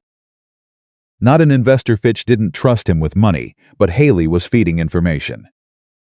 About you, about the ranch, about who lived here." He paused, and Clara felt the pause land before he finished the sentence. "About Miss Bennett." The room went very quiet. Clara became aware that Nathaniel had turned to look at her with an expression she had not seen before, not the controlled stillness, not the almost smile, not the focused attention she had catalogued over 3 months. Something rawer than any of those. Something that looked like anger on her behalf, which was a different and more complicated thing than anger for oneself. "He used her situation," Nathaniel said. "Not a question. He told Fitch she was vulnerable, that she could be pressured." Harlan's voice was entirely flat now, the flatness of someone who finds what he's reporting distasteful but is reporting it accurately anyway. "He suggested she could be used to access information from inside the ranch. When that didn't work, when she didn't respond the way he expected, he apparently told Fitch to accelerate the timeline." Clara felt something she could not immediately name. It wasn't surprise she had known, on some level, what Arthur Haley was from the moment she read that second letter. But there was a difference between knowing a thing intellectually and having it laid out in plain language in a room with other people, having the full shape of it visible all at once. He had used her. He had used her abandonment, her vulnerability, her desperate situation as a tool in a scheme that had nothing to do with her, and everything to do with what he could extract from her proximity to Nathaniel Cross. She had been, in Arthur Haley's calculation, an instrument. Not a person. Clara, Nathaniel said. I'm all right, she said. You don't have to be all right now. I know, she looked at him steadily. I'm all right anyway. Tell me what we need to do. He looked at her for a moment with that raw, unguarded expression, the one she didn't have a catalog entry for yet, and then he nodded and turned back to Harlan. I need to get to the courthouse in Billings, he said. I need to file with the circuit judge before Fitch's lawyer does. Garrett, is he willing to represent? He's willing. He says the case is solid if we move fast. Harlan folded the papers. He also says there's a secondary filing we can make against Alderman for misuse of his position in the land office. That one's cleaner, less arguable. We file both, Nathaniel said. That means Billings. By the end of the no, he stood. Looked at Clara. I'll be gone 3 days, maybe 4. Can you? I've been running this household for 3 months, Clara said. Go. Something moved across his face. He nodded. Harlan goes with me. Dutch is in charge of the hands while we're gone. I'll tell Dutch. He moved toward the hallway. Stopped. Turned back. Clara. He held her gaze with the directness she had come to understand was his version of saying a great deal. When I get back, there are things I want to say to you. Things I should have said before now. I want you to know that. The kitchen was very quiet. Outside, the afternoon was moving toward evening, and somewhere in the yard Billy and Rabbit were arguing about something inconsequential, and the ordinary sounds of the ranch went on the way they always did. Indifferent to the fact that something significant had just been said in this room. I'll be here, Clara said. He left. She stood in the kitchen for a moment after his boots faded down the hall. Then she went to the stove and checked the bread and stirred the pot and called out the back door that supper would be at 6, and Dutch was in charge until Mr. Cross returned. Dutch, to his credit, accepted this information with the unflappable solidity that made him Dutch and went back to what he was doing. The 3 days Nathaniel was gone were not quiet days. Clara had not expected them to be. The ranch moved and needed managing, and she managed it, and she kept the household running with the same steady efficiency she always had. And she talked to the men and listened to their concerns, and made decisions she was fairly certain Nathaniel would have made the same way, and she did not let herself spend too much time thinking about what he'd said before he left. Things I want to say to you. She was a thorough person. Thorough people notice things. She noticed this. On the second evening, Margaret Howell came out to the ranch. She arrived in a borrowed buggy in the late afternoon, with a tin of cookies and the direct, capable manner Clara had liked immediately the first time they met. I heard Nathaniel's in Billings, Margaret said, sitting at the kitchen table with coffee Clara poured without being asked. I wanted to make sure you weren't out here alone with no friendly company. I've got 12 ranch hands and enough work for 20 people, Clara said. I'm not exactly alone. You know what I mean. Clara sat down. How much does the town know about the land situation? Margaret wrapped her hands around her cup. More than Nathaniel would like, and less than the whole truth. Helen Alderman has been very quiet the last week, which in my experience means she knows something is coming that she'd rather not be associated with. She paused. Walter Alderman hasn't been to his office in 4 days. Clara looked at her. I have friends in useful places, Margaret said mildly. So does the circuit judge, incidentally. Judge Harmon is not a man who takes kindly to people misusing territorial office positions for personal gain. I thought you should know that. Why are you telling me this? Margaret considered the question with the seriousness it deserved. Because you arrived in this town 3 months ago with nothing, and you've built something real. And some people in Willow Creek would like to see it stand. She met Clara's eyes. I'm one of them. You deserved better than the welcome this town gave you. Some of us know that. Clara looked at her coffee. She thought about the platform, the narrow-faced woman's voice carrying across Fenwick's store. That's the one. The abandoned bride. She thought about $11.40 and 3 trunks and a letter signed yours sincerely. Thank you, Margaret, she said. Don't thank me. Just come to town once this is sorted out and have coffee at the schoolhouse. I mean to introduce you to some people who are worth knowing." She stayed 2 hours and left before dark, and Clara watched the buggy go and felt the particular warmth of a friendship that had appeared without fanfare and without agenda, and was exactly what it presented itself as. She was still thinking about it when hoofbeats came fast up the road just past 9 o'clock, too fast, too urgent, and she was at the door before she consciously decided to move. It was Rabbit, on red, which meant he'd taken the fastest horse, which meant something was wrong. "Miss Clara," he was barely out of the saddle. "Rider came through an hour ago from the east road. Said there's a man camped at the boundary of the north pasture. He's been there since this morning. Had surveying equipment. The north pasture, the northern parcels." Clara felt the cold move through her, fast and decisive. "Wake Dutch," she said. "Tell him to take 2 men and ride out to the north boundary. Don't approach the man, just make sure he sees them. I want him to know someone's watching." "Yes, ma'am." He was back on the horse before she finished the sentence. Rabbit, he pulled up. "Don't do anything, just be visible." "You understand?" "Yes, ma'am." He wrote. She went inside and to Nathaniel's office, where she had never gone uninvited, and she opened the desk drawer he had shown her if anything happens. The ranch papers are here, and she found the settlement document from 6 years ago. The one that discharged Reeves's claims, and she sat at Nathaniel's desk in the lamplight and read every word of it. She was a thorough person. She read it 3 times. And on the 3rd reading, she found it buried in the legal language of the final paragraph, easy to miss if you were looking at the whole and not the parts.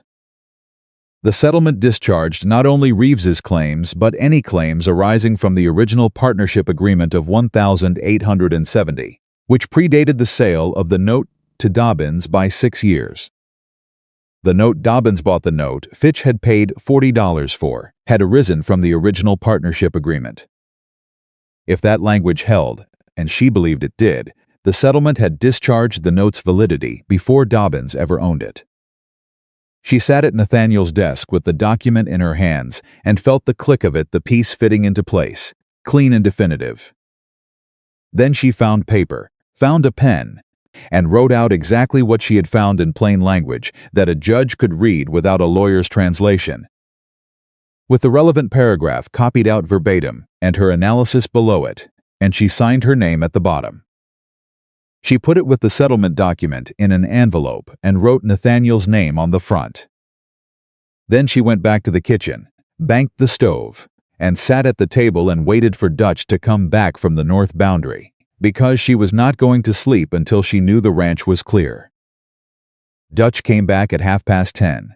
The surveyor had packed up and gone when he saw 3 riders on the boundary. No confrontation, no trouble, just a man who had come to measure something and left when he understood he'd been seen. "Good," Clara said. "Thank you, Dutch. Get some sleep." "Miss Clara," Dutch said, from the doorway, in his whole sentence voice. "You did good today." She looked at him. He had already gone back out. She sat alone in the kitchen for a long time after that. The ranch was quiet around her. The house that had felt like an assignment 3 months ago felt, now, like something she had a stake in, something she had worked for and worried over and helped to protect. Not because it was her job, but because it mattered to her, the way things only matter when you have put real pieces of yourself into them. She thought about a man in Billings right now, in a courthouse, fighting for this place with the weapons he had available. She had found him one more weapon. She hoped it was enough. She thought it was. She went upstairs. She latched her door. She lay in the dark and listened to the Montana night, enormous and quiet and indifferent and utterly, completely home. She was still awake when she heard hoofbeats on the road before dawn, 2 horses, familiar rhythm, and she was at the window before they reached the gate. Nathaniel, and Harlan behind him, 3 days, he'd said. Maybe 4. It had been 2.5.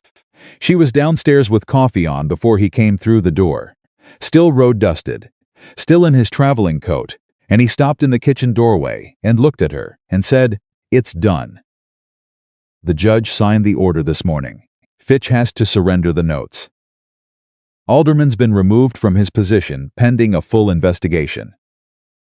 Clara set down the coffee pot. And Arthur Haley?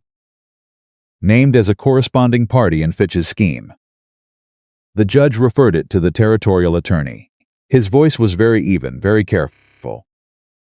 He won't be doing business in this territory again. Good, she said. He came into the kitchen, saw the envelope on the table with his name on it. Picked it up. Read what was inside, read it again. You found this in the settlement document, he said. Third reading, she said. It was in the last paragraph. He set the papers down, looked at her across the kitchen table with the raw, unguarded expression she still didn't have a full catalog entry for, only she was beginning to understand what it meant. I told you there were things I wanted to say when I got back, he said. You did, she said. Clara. He didn't move toward her. He simply stood at the other side of the table, in the early morning light, road-dusty and exhausted and more present than she had ever seen him. I need you to know that nothing about your being here has been charitable. Not from the first day. You have kept this place running and these men fed and this household together, and you found in a legal document in one evening what I might have missed entirely, and none of that is it's not charity. It's not, he stopped. He was not a man who ran out of words because he used them carelessly. He ran out now because he was choosing them with greater care than usual. You are not someone I took in. You are someone this place needed, and I want you to know I understand the difference. The kitchen was very quiet. I know the difference too, Clara said. I've known it for a while. I should have said it sooner. You said it now, she said. That's what matters. He came around the table then, not quickly, not with any flourish, the way he did everything purposefully, without waste, and he took both her hands in his and looked at her with those careful, direct eyes and said, I'm going to say the rest of it. When I've slept and I don't look like something the road dragged in. But I wanted you to know it's coming. Clara looked at him. At this man who had picked up her trunk on a train platform, because something in him recognized something in her, who had given her a room with a latch on the door and a job that was real and people who were worth knowing, who had told her his worst story in a quiet room after supper and let her find the peace that protected his home. I'll be here, she said. It was the second time she'd said it. It meant the same thing it had meant the first time. It meant more than it had the first time. He pressed her hands once gently and let go, and went to get the sleep he'd said he needed, and Clara stood in the kitchen in the early morning light and listened to the Cross Ranch come awake around her horses, voices. The particular sound of a working place that knew what it was for. She poured herself coffee. She started breakfast. She was exactly where she was supposed to be. The morning after Judge Harmon left, Clara woke before dawn the way she always did, and the first thing she noticed was that the house felt different. Not quieter, not louder, just different the way a room feels when something that has been held under pressure for a long time has finally been released, and the air has had a chance to settle back into itself. She lay in the dark for a moment, listening to the ranch breathe around her, and then she got up and went downstairs and started the stove, because that was what she did, and some things were worth keeping even when everything else was changing. Nathaniel came down at 5:30. She heard him on the stairs, the particular rhythm of his step she had learned the way she'd learned everything else about this place, by paying attention long enough that it became automatic. He came into the kitchen and stopped in the doorway, and she felt him look at her before she turned around.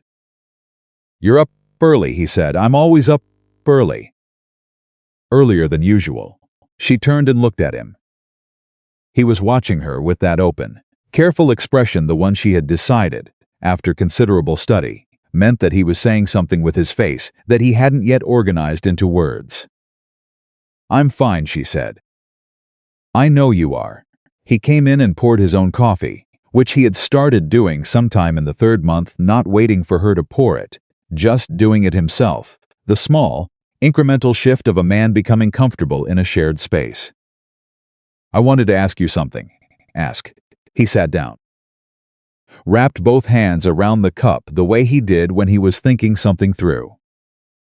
When Harlan read you the part about Haley, that he had been using your situation from the beginning. Your arrival here, the way you came paused. What did that feel like? Clara considered the question. Nathaniel did not ask careless questions, which meant this one had weight he wasn't showing yet. It felt like confirmation, she said, of something I already suspected but hadn't let myself fully believe. That he never saw you as a person, that I was a calculation to him from the start. She sat across from him. Before I arrived here in Cincinnati, when his letters were coming and I was writing back, I believed I had found something real. I was careful, I wasn't naive, I didn't rush. She looked at her coffee. But I wanted it to be real so much that I let that wanting do some of the work of discernment for me. And I missed things I should have seen. What things? He never asked me what I wanted, she said. Not once in 8 months. He asked what I could do. He asked about my domestic skills and my temperament and whether I was healthy. He asked practical things, useful things, but he never once asked what I hoped for. What I was afraid of. What kind of life I was trying to build. She looked up. A man who sees you as a person asks those questions. A man who sees you as a resource does not. Nathaniel was quiet for a moment. I asked you if you had anywhere to go. You asked if I needed help, she said. That's different from the questions I just described, and we both know it. But the way you asked, she paused. You asked because you wanted to know the truth. Not because you needed the answer to serve a purpose. She met his eyes. I knew the difference. Even then, he held her gaze. You knew the difference on a train platform after reading the worst letter of your life. I was extremely motivated to read people accurately at that particular moment, she said. He almost smiled. Fair point. They sat in the kitchen while the light came up outside, and Clara made breakfast, and Nathaniel drank his coffee and went over the morning's work in his head the way he always did, and the conversation moved into the ordinary things: the fence, the cattle rotation, the question of whether Red's leg was fully healed or whether he needed another week of rest. But something had shifted again, incrementally.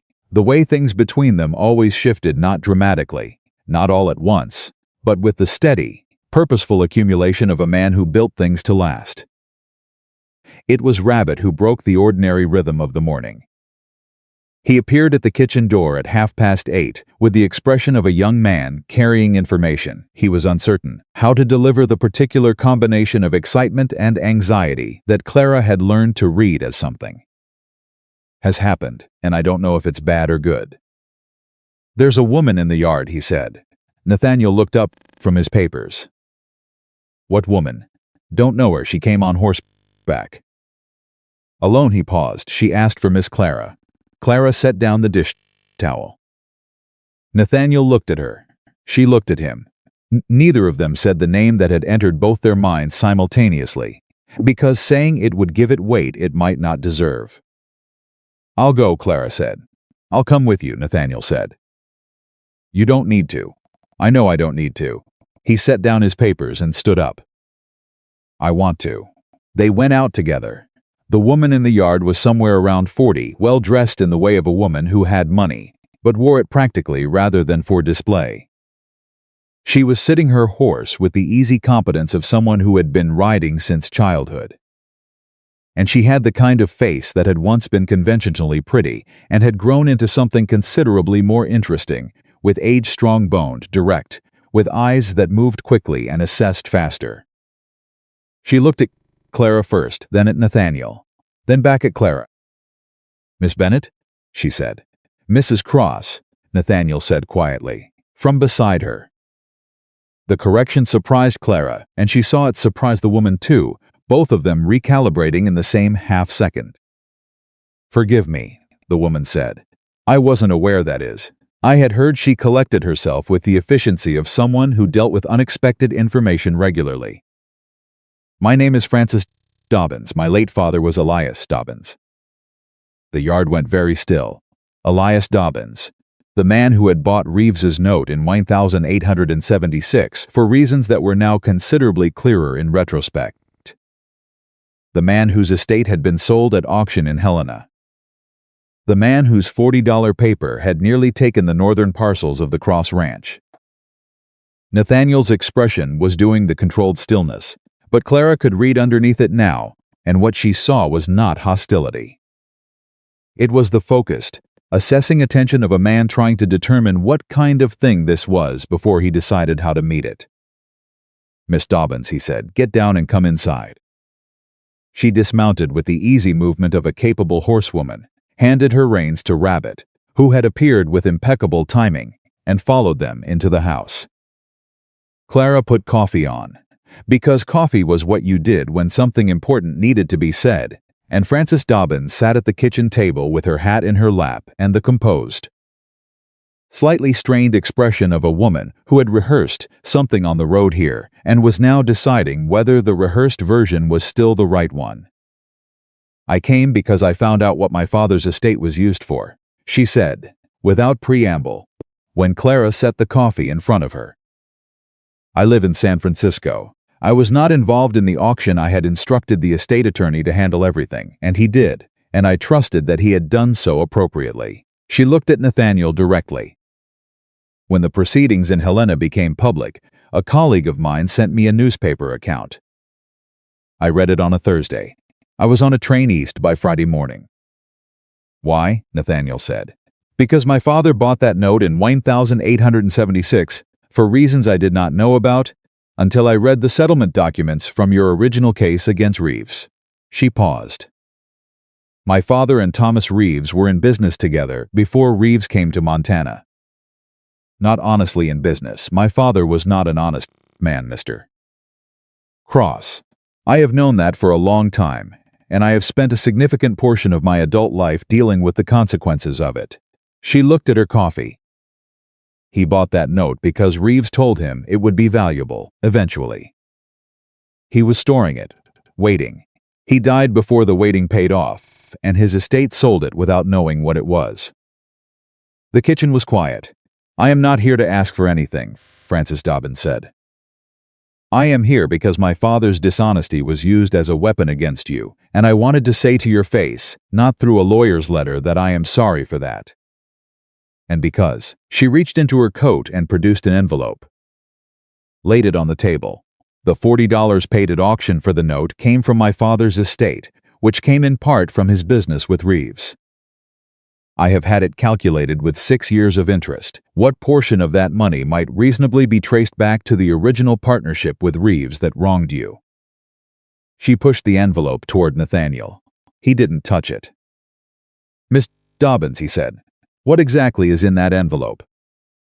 "A banker's draft," she said, "for the amount I calculated. It won't undo what was done. I know that. But I am not willing to benefit from money that came from a theft against you, and I am not willing to let my father's legacy be that note and what it was used for." She met his eyes with the particular directness of someone who has made a decision they are completely at peace with. "Take it or don't take it, that is genuinely your choice." "I have done what I came to do." Nathaniel looked at the envelope.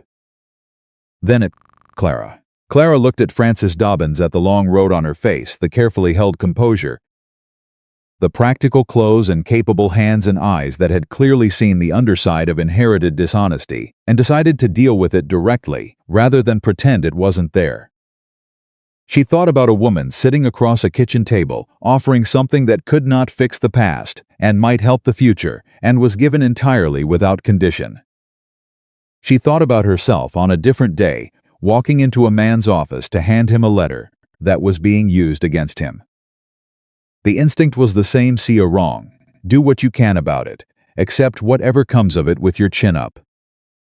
"Miss Dobbins," Clara said, "have you eaten today?" Frances Dobbins blinked. "I know, I rode since before dawn." "Then stay for breakfast," Clara said. "Whatever we decide about the envelope can wait until after." Frances looked at her with an expression that cracked open just slightly around the edges, the look of a woman who had been braced for a harder reception and had not quite reorganized herself to handle a kind one. Thank you, she said. I would like that. Nathaniel picked up the envelope, put it in his shirt pocket, said nothing about it for the rest of the meal. After Frances Dobbins had eaten and had her horse watered and was preparing to ride back toward town, she paused beside her horse and looked at Clara with a frank, direct gaze. I heard in town. What happened when you arrived here? She said. What Haley did. What the town did. She paused, and I see what you've built in the months since. Her eyes moved briefly to the house, the yard, the men going about their work. You should be proud of yourself, Mrs. Cross. I'm working on that, Clara said. Work faster, Frances said, with the first real smile Clara had seen from her, brief and genuine. It's overdue, she wrote out. Clara watched the dust settle and thought about overdue things and the work of claiming them. She was still thinking about it when Billy came to find her an hour later, with the expression of a young man who had been holding information for as long as he possibly could and had reached his limit. Miss Clara, he said, there are 2 men from the Willow Creek Gazette at the gate. They want to talk to Mr. Cross about the Fitch case and the alderman business. Clara looked at him. Does Mr. Cross know they're there? He's in the barn with the circuit fence inventory. I didn't want to interrupt him if you thought I'll go, Clara said. Billy's eyebrows went up. I'll go, she said again, drying her hands on her apron. Tell them to wait at the gate. I'll be there in 2 minutes. She was there in 90 seconds. The 2 men from the Gazette were both younger than she expected, one with a notebook already open, one with the slightly aggressive forward posture of a man who has learned that hesitation in journalism costs you the story. They looked at her with the transparent recalculation of people who had expected someone else. Mrs. Cross, the one with the notebook, said, We were hoping to speak with your husband about. Mr. Cross is occupied with the inventory, Clara said pleasantly. I'm happy to speak with you. We were hoping for Mr. Cross specifically, the other one said. Mr. Cross will tell you the same things I'm going to tell you, Clara said with the same pleasant firmness. And he'll use fewer words. So you might actually prefer this. She looked at the notebook. What do you want to know? There was a pause. The one with the notebook looked at his colleague. His colleague looked at Clara. Something in the way she was standing, the straight back, the level gaze, the complete and utter absence of any indication that she found this situation awkward, apparently communicated something that settled the question. The notebook man opened to a fresh page. Can you tell us, in your own words, how the fraud scheme against the Cross Ranch was discovered? Clara told them. She told them accurately in plain language, without embellishment or false modesty. She explained the survey, the alderman connection, the Dobbins note and how it had been traced, the settlement clause in the original discharge document. She did not describe herself as the hero of any part of it, but she described her role accurately, because accuracy mattered and false modesty was its own form of dishonesty. When she finished, the notebook man looked at his pages, and then at her. Mrs. Cross, he said, were you trained in law? No, she said. I was trained to read carefully. 3 times through is when the important things show up. He wrote that down. One more question, he said. You arrived in Willow Creek under difficult circumstances 4 months ago. You came as he hesitated. As a woman with nowhere to go, Clara said. You can say it plainly. I'm not embarrassed by where I started. How do you think about that now, looking back from where you are? Clara thought about the platform, the letter, the cold. The 3 trunks and $11.40, and a town full of strangers and one man who had picked up her luggage and not looked back to see if she was following. I think the worst day of my life put me exactly where I needed to be, she said. And I think the people who tried to use my difficult circumstances as a weakness didn't understand that a woman who has already lost everything is not afraid of them. She looked at him steadily. You can print that. He printed it. The article ran 3 days later. Margaret Howell sent a copy out to the ranch with a note that said simply, well said. Coffee Tuesday. M. Nathaniel read the article at the kitchen table without comment. When he finished, he folded it carefully and set it down and looked at Clara across the table. 3 times through is when the important things show up, he said. I said it to the judge too, she said. It appears to be my philosophy. It's a good one. He folded the article again. Did they quote you accurately? Exactly. Good. He picked up his coffee. You're better at talking to journalists than I would have been. You would have said 4 words and closed the gate. 3 words, he said. I would have been efficient. She laughed. He watched her laugh with that expression she still found the most disarming of all his expressions, the one that looked like a man who cannot quite believe his luck and is deeply grateful for it, and has no idea that his face is showing any of this. She knew she had been thorough about it. That evening, after supper, after the hands went to the bunkhouse and Harlan turned in and the house was quiet, Nathaniel took the envelope Francis Dobbins had left and opened it at the kitchen table with Clara beside him. The banker's draft was significant, not life-changing. The Cross Ranch was solid enough that it didn't need life-changing but significant. Real. What do you want to do with it? Clara asked. He looked at the draft for a moment. The school on Birch Street, he said.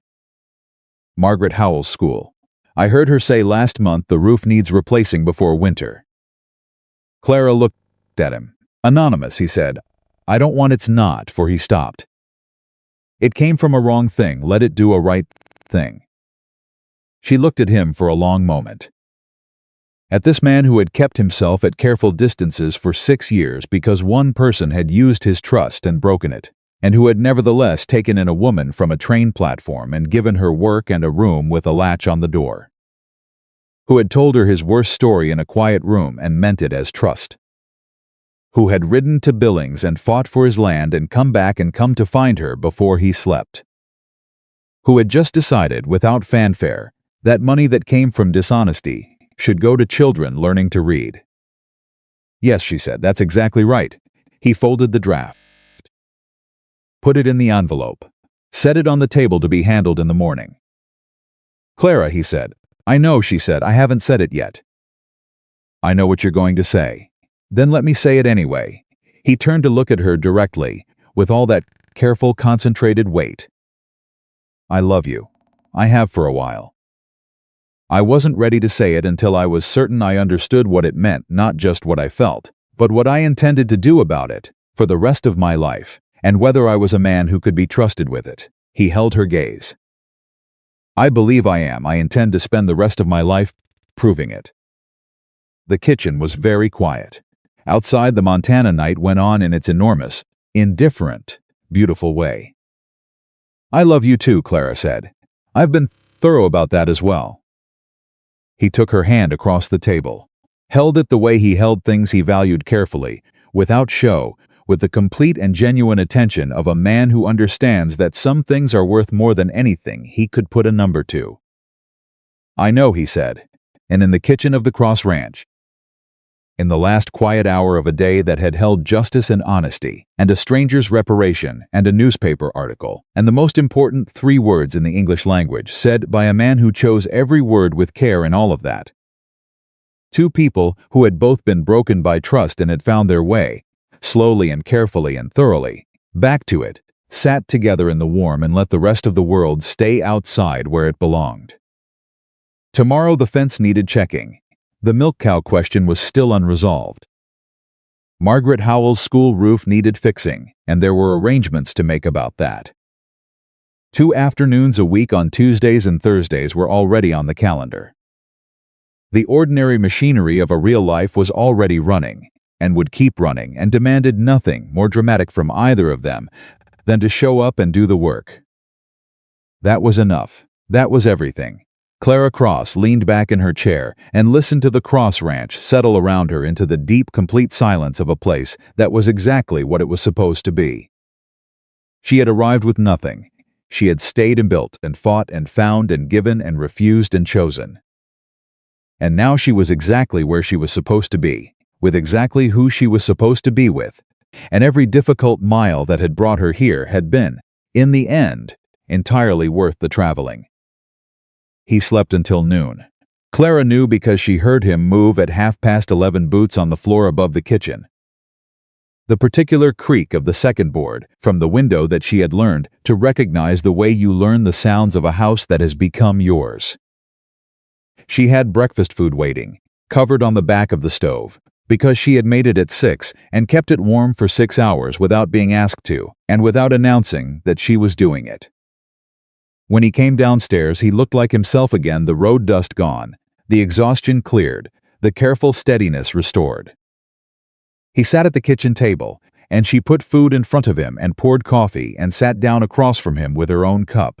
And for a few minutes neither of them said anything, which was its own kind of conversation. "Dutch told me about the man on the north boundary," Nathaniel said. "Rabbit saw him first," Clara said. "I just told Dutch to make sure he knew he'd been seen." "That was the right call, I know." He looked at her over his coffee. "You're not going to make this easy for me, are you?" "Make what easy?" "Saying what I said I was going to say." Clara set down her cup. "I'm sitting right here, Nathaniel. I'm not making it anything. I'm just sitting here." He looked at his plate, looked back at her, and then Nathaniel Cross, who chose his words the way other men chose their tools carefully, without waste, said, "I have spent 6 years making sure I didn't need anyone. I was good at it. I was probably too good at it." He paused. "And then you came off that train in somebody else's traveling dress with 3 trunks and $11 and nowhere to go. And I watched you stand on that platform and hold yourself together with everything you had, and something in me," he stopped. Something that had been very quiet for a very long time stopped being quiet. Clara felt it move through her, that sentence, the way a struck bell moves through the air around it, not loud, not dramatic, but resonant. Reaching into places she hadn't realized she'd been keeping still. "I'm not good at this," he said. "I want you to know that going in.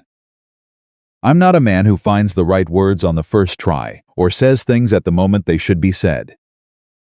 I held what I needed to say to you for 2 months longer than I should have, and I went to Billings without saying it. And I came back and found you'd stayed up half the night watching the north boundary and found the piece of the settlement document that may have saved this ranch. And he set down his fork. I don't want you to be my housekeeper, Clara." The kitchen was very quiet. "I know what I want you to be," he said. "I'm asking if you know too." Clara looked at him across the table. This man who had picked up her trunk without being asked and not looked back to see if she was following.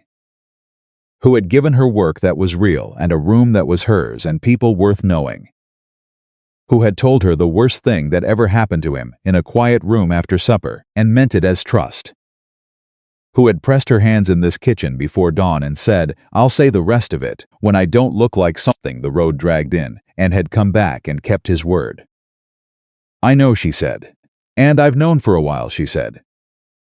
"I've been thorough about it." That full, genuine, surprised laugh, the one she had only heard once before, the one that lived in the territory well past the almost smile, came out of him again, and it was the best sound she had heard in 4 months.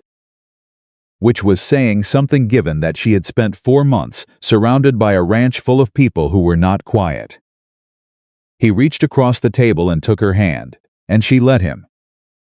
And they sat like that in the kitchen of the Cross Ranch on a Wednesday noon in November, with the stove warm and the coffee hot, and the rest of the day arranged around them, like something that finally made sense.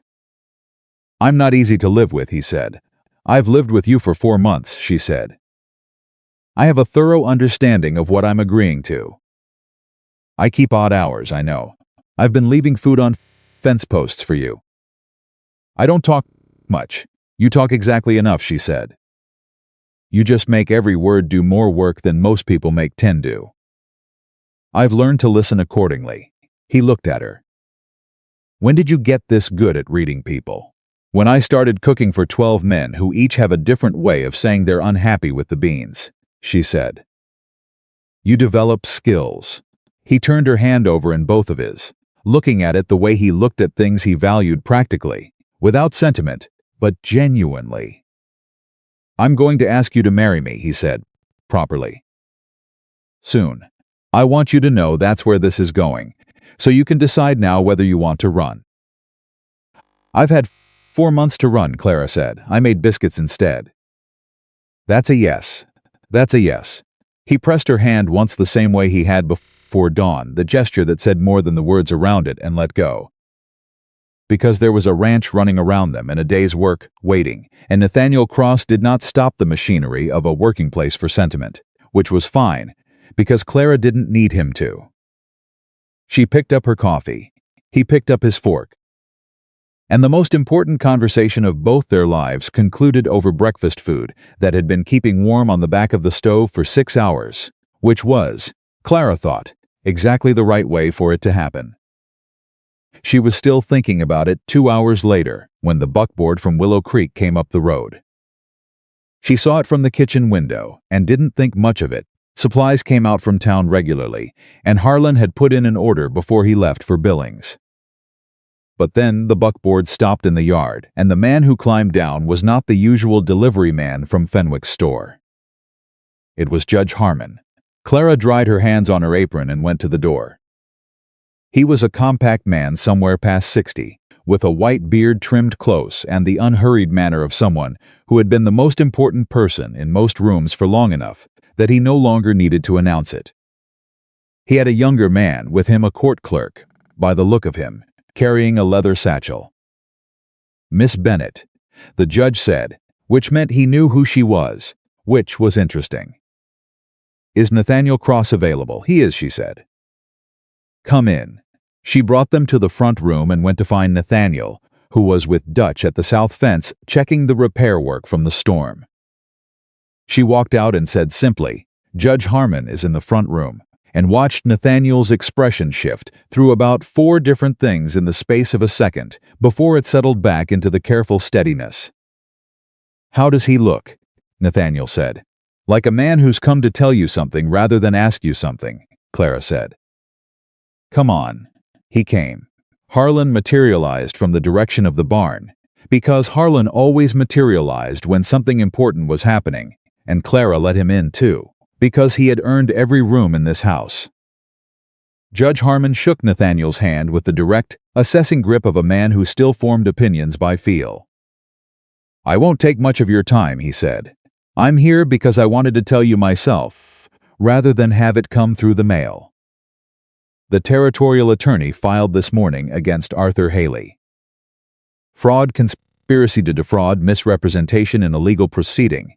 He sat down in the chair Clara indicated. "We've also found that Haley was working with Reeves, not just with Fitch. The original note sale to Dobbins in 1876 was structured by Haley. He was practicing land law in the territory then without a proper license." The room went very still. Nathaniel sat forward. "Haley was involved with Reeves 6 years ago." "We believe so. We're still establishing the full extent of it." The judge looked at him directly. "I want you to understand what that means. This was not a scheme that started 3 months ago when your survey results leaked. This started before that, possibly years before. Haley or someone working with him may have been waiting for the right moment to activate the Dobbins note. They were waiting for the land to be worth enough," Clara said. Both men looked at her. "The survey showed the northern parcels had significant value," she said. "Before the survey, the notes weren't worth activating because the land wasn't worth fighting for in court. They needed the survey to make the collection worth the legal cost." She looked at the judge. Alderman was in the land office. He could see survey requests as they came in. He would have known the moment Nathaniel filed for the survey that the parcel was potentially valuable. Judge Harmon looked at her for a moment with an expression of measured respect. "That is, in essence, exactly what the territorial attorney's investigation has established," he said. "You have a clear mind, Miss Bennett." "She found the settlement clause," Nathaniel said. "The paragraph in the original discharge. Garrett's case in Billings was built around it." "I'm aware," the judge said. "Garrett mentioned it. He said it was the strongest single piece of the argument." He looked at Clara steadily. "You'd law, Miss Bennett?" "I read carefully," she said. Third time through is usually when the important things show up. The judge made a sound that might have been amusement from a man who allowed himself less of it. He turned back to Nathaniel. The notes have been declared invalid under the settlement discharge. Western Territorial Partners has no claim. Fitch is facing his own proceedings. Walter Alderman has been removed from office and is under investigation. And Arthur Haley, he paused, with the pause of a man delivering a final verdict. Arthur Haley will not practice law, conduct land business, or engage in any commercial activity in this territory again. I've seen to that personally. Nathaniel said nothing for a moment. Then thank you, Judge. Don't thank me. Thank the woman who found the clause. He stood. Extended his hand to Clara. Miss Bennett, it was a pleasure. She shook his hand. He left with his clerk, the buckboard turning back toward town in the November afternoon, and the yard was quiet again, and the Cross Ranch was whole. Harlan looked at Nathaniel. Nathaniel looked at Clara. Clara looked at her apron, which she was still wearing, and thought that she probably should have taken it off before meeting the circuit judge. Well, Harlan said. Well, Nathaniel agreed. I'm going back to the barn, Harlan said. And then, because he was Harlan, he stopped in the doorway and looked at both of them with the flat, certain expression he used for things that were obvious to everyone but the people most directly involved. It's about time, he said and went. Clara looked at Nathaniel. Nathaniel looked at Clara. About time for what, she said. Don't ask me, he said. I've learned not to ask Harlan to explain himself. It only leads to more questions. She laughed. He smiled, the full smile, the real one, not the almost version, and it did to her exactly what she had known for some time it would do if she ever saw it properly. She went back to the kitchen. He followed, poured himself more coffee, and leaned against the counter while she started supper preparation, and they talked about what needed doing in the next week, the fence repair, the supply inventory, the question of the milk cow that they'd been discussing for 2 months without resolving, and it was entirely ordinary and entirely extraordinary, and Clara held both of those things at the same time without any difficulty at all. The news reached Willow Creek by the following morning. Small towns ran on information the way ranches ran on water. It traveled fast and touched everything, and by 9 o'clock on Thursday, the arrest and removal of Walter Alderman had moved through every business on the main street and most of the residential ones. Clara heard about it from Margaret Howell, who appeared at the ranch before noon with the particular energy of a woman who has been waiting for justice and is gratified to find it arrived on schedule. Helen Alderman left on the morning stage, Margaret said, sitting at the kitchen table with the coffee Clara had already poured. Walter was taken to Helena last night. The whole street was talking about nothing else by 8 o'clock. And Arthur Haley? Clara said, gone. Margaret wrapped her hands around her cup. Eugenia Hartfield, the woman he was engaged to, the one he chose over, she stopped. Looked at Clara. Well, she ended the engagement the moment the territorial attorney's filing became public. Her father apparently had a great deal to say about it, none of it printable in the local paper. She paused. He was seen leaving on the afternoon stage yesterday with 2 bags and the expression of a man who understands that he has run out of options. Clara thought about a letter. 3 paragraphs. A cheerful signature. She thought about the woman who had stood on a platform reading it, holding herself together with everything she had, with $11.40 and nowhere to go. She felt nothing for Arthur Haley, not anger that had burned clean and was gone. Not satisfaction in his downfall that felt too close to the kind of smallness she had spent 4 months growing out of. Just a clean, complete absence, the way a room feels when something that was taking up space has been removed and the air has settled back into the corners. Good, she said. Finally, Margaret studied her. You're all right, I am, Clara said. I genuinely am. I know, Margaret smiled, warm and direct. That's what I came to see. She drank her coffee. Now I have a proposition. The schools board is looking for someone to help with the older students. 2 afternoons a week reading, arithmetic, correspondence skills. I've seen how you manage this household and these men, and I've heard what Judge Harmon said about your mind. I think you'd be extraordinary at it." She paused. "Paid work your own. Nothing to do with the ranch." Clara looked at her. "You're offering me a job." "I'm offering you something of your own," Margaret said. "Because you're a woman who needs something of her own. And because those children need someone who knows what it is to stand in a hard place and find a way forward." She put down her cup. "Think about it." Clara thought about it for about 10 seconds. "Yes," she said. "I'd like that very much." Margaret left an hour later, and Clara stood in the kitchen thinking about 2 afternoons a week in a schoolroom with children who needed someone to show them that hard places were survivable. That reading a document carefully enough on the third pass could change the outcome of something that mattered. That knowing your own worth was not a luxury but a necessity. She told Nathaniel at supper. He listened the way he listened to everything fully, without interruption, with that concentrated attention that made you feel like the most important person in whatever room you were in with him. When she finished, he said, "What days?" "Tuesday and Thursday afternoons."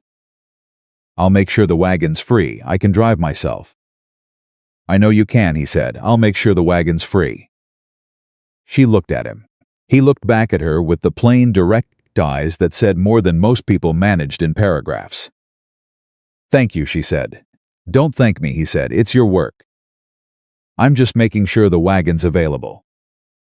Billy, who had been listening from the end of the table with the unconcealed interest of a young man who had not yet learned to pretend he wasn't, said, "Miss Clara, does that mean you're staying?" The table went quiet. All 12 men, without apparent coordination, stopped eating at roughly the same moment, which told Clara everything she needed to know about how much her answer mattered to this particular group of people. She looked down the table, at Billy's open, hopeful face, at Dutch, who was looking at his plate with the careful neutrality of a man who cared very much, at Ernesto, who had stopped humming, at Rabbit, who was frozen with a biscuit halfway to his mouth, and the expression of a boy trying very hard to look like he wasn't holding his breath, at Harlan, who was looking at her with the flat, certain expression that already knew the answer, at Nathaniel, at the head of the table, who was looking at her the way he'd looked at her on the wagon bench, heading north like he was waiting to find out what kind of person she was, and already suspected, and was glad to be right. "Yes," Clara said, "I'm staying." The table erupted not dramatically, because these were working men, not theatrical ones, but with the genuine, unguarded relief of people who had been hoping for something and found out they were going to get it. Billy made a sound that was not quite a word. Rabbit finally got the biscuit to his mouth. Dutch said, in his whole sentence voice, "Good," and returned to his supper, which from Dutch was equivalent to a standing ovation. Harlan picked up his coffee cup, set it down, picked it up again. Said nothing, his mustache moved once. That was enough. After supper, after the dishes, after the men had gone to the bunkhouse, and the house had settled into its evening quiet, Nathaniel found her in the kitchen doing the final tasks of the day, the things she did automatically now, without thought. Banking the stove and setting the breakfast things and checking the larder against tomorrow's needs. He leaned in the doorway the way he had that first evening, 4 months ago, watching her work. Then he said, "Come outside for a minute." She dried her hands and followed him onto the porch, into the November night that was cold and clear and full of stars the way Montana nights were extravagant with them. Stars in quantities that still surprised her after 4 months. He stood beside her and looked at the sky for a moment. Then he reached into his coat pocket and held something out. Clara looked at it. It was a ring, plain gold, simple, the kind of ring a working man buys when he wants something honest rather than impressive. She looked at it and then at him. "I said I was going to ask properly," he said. So, she said. Clara Bennett. He held her gaze with everything he had, all that careful, concentrated directness, all that quiet weight. "You came off a train 4 months ago with nothing, and you built something here that is as much a part of this place as anything I've ever put into it. You kept these men fed and this house running, and you found the clause in a document that saved the northern parcels, and you stayed up half the night watching the boundary, and you held this ranch together while I was in Billings. And you did all of it without being asked to do more than cook and keep house. He paused. I'm not asking you to be my housekeeper anymore. I'm asking you to be my partner. My wife. The person who stands beside me on this ranch and helps me decide what it becomes. Another pause. I'm asking because I want you here for your own sake and not for what you do. And because this place is better with you in it than it ever was before you came. And I am. He stopped. I am considerably better, he said, than I was before you came. Clara looked at the ring in his outstretched hand. She thought about a lot of things in a very short time: the platform, the letter, the wagon bench, the kitchen table, the settlement clause, the north boundary, the judge's handshake, Margaret's proposition. 12 men going quiet when she said she was staying. She thought about the woman who had stood in a train station with nowhere to go and decided quietly and internally to stop being left behind. She thought about everything that woman had built since then. Yes, she said, obviously yes. He put the ring on her finger. It fit. She suspected, knowing him, that this was not an accident, that he had found a way, with the thoroughness that matched her own, to know the right size. Obviously, he repeated. You said it yourself. I'm a thorough person. She looked at the ring on her hand in the starlight. I've been thorough about this for quite some time. He put his arm around her, not dramatically, not with any flourish, just the solid, certain warmth of a man settling into a decision he had no intention of revisiting, and they stood on the porch of the Cross Ranch in the Montana night and looked at the impossible quantity of stars above them. Nathaniel, she said after a while.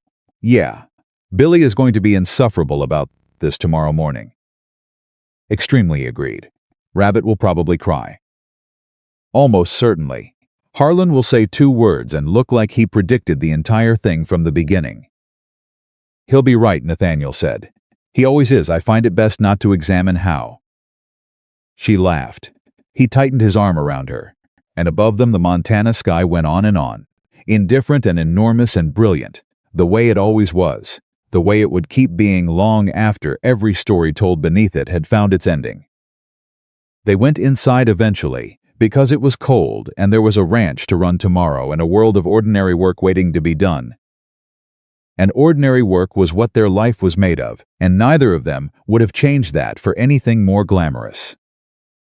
3 weeks later, on a Saturday morning in December, with the ground frozen solid and the sky the particular sharp blue of a Montana winter, Clara Bennett became Clara Cross in front of Judge Harmon and Margaret Howell, and 12 ranch hands who had all put on their cleanest shirts without being asked to. Harlan stood beside Nathaniel.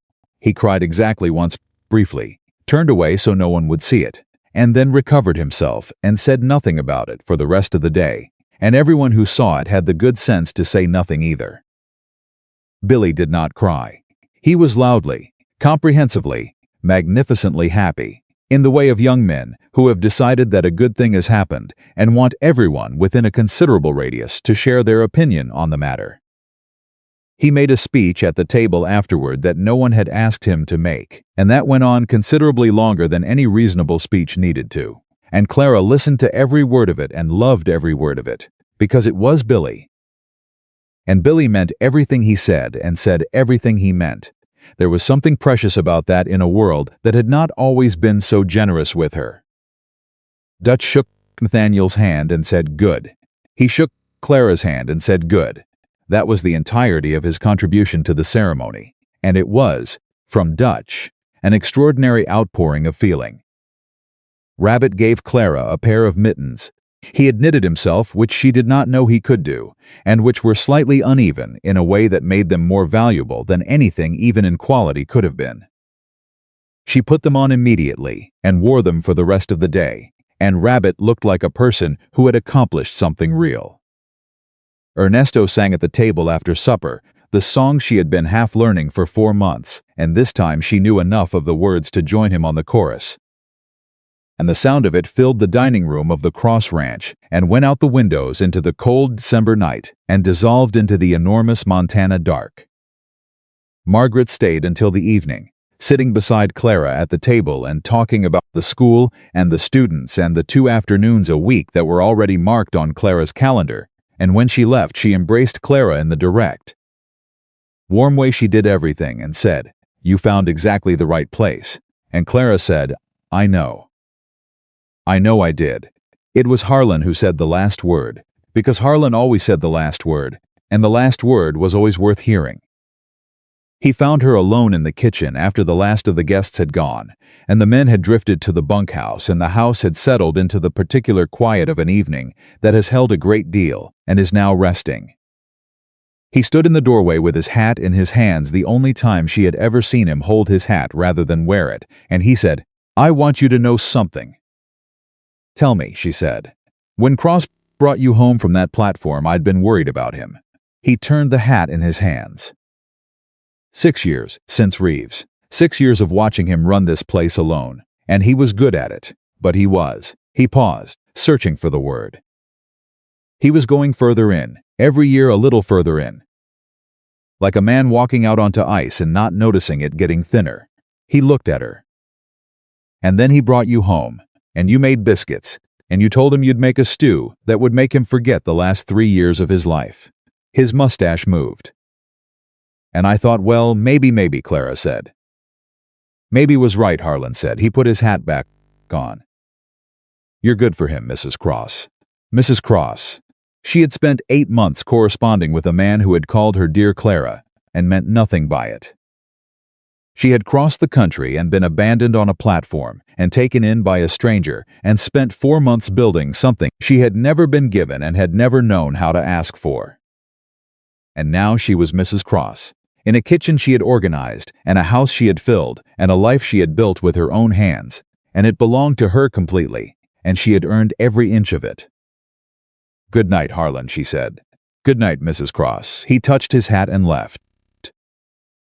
She heard him cross the yard, heard the bunkhouse door, heard the ranch settle into silence around her, the deep, complete silence of a place that was exactly what it was, and had nothing to prove to anyone.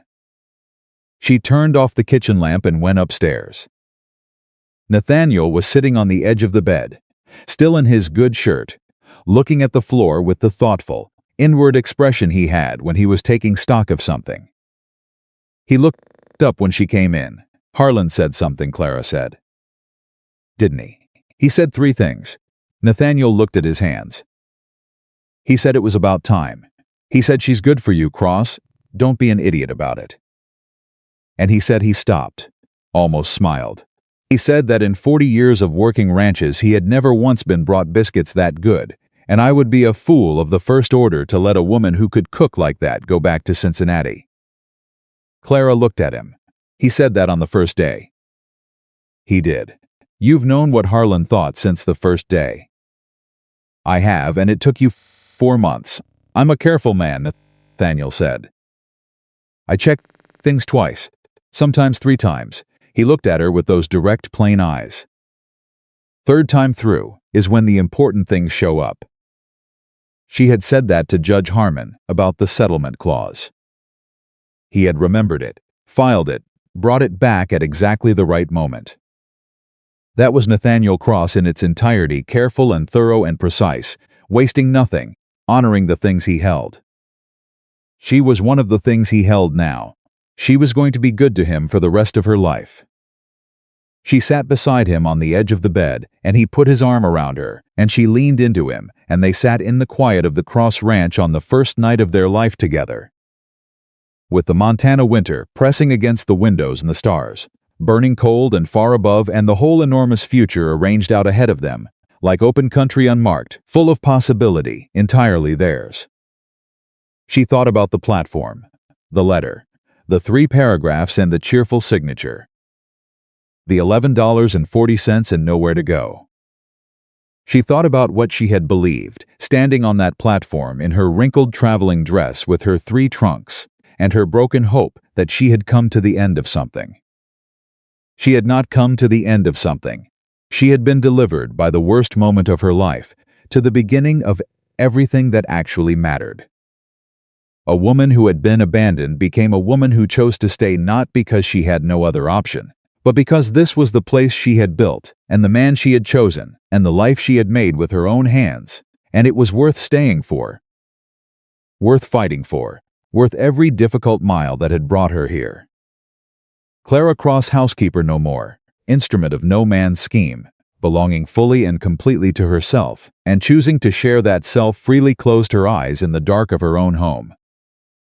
In the arms of a man who had seen her clearly from the first moment and valued everything he saw, and felt, for the first time in her life, the absolute stillness of a person who is found exactly where they are supposed to be. She had arrived with nothing. She had built everything. And no one, not Arthur Haley, not Thomas Reeves, not Helen Alderman, not the weight of a lifetime of being told she was less than she was, no one would ever take that from her again.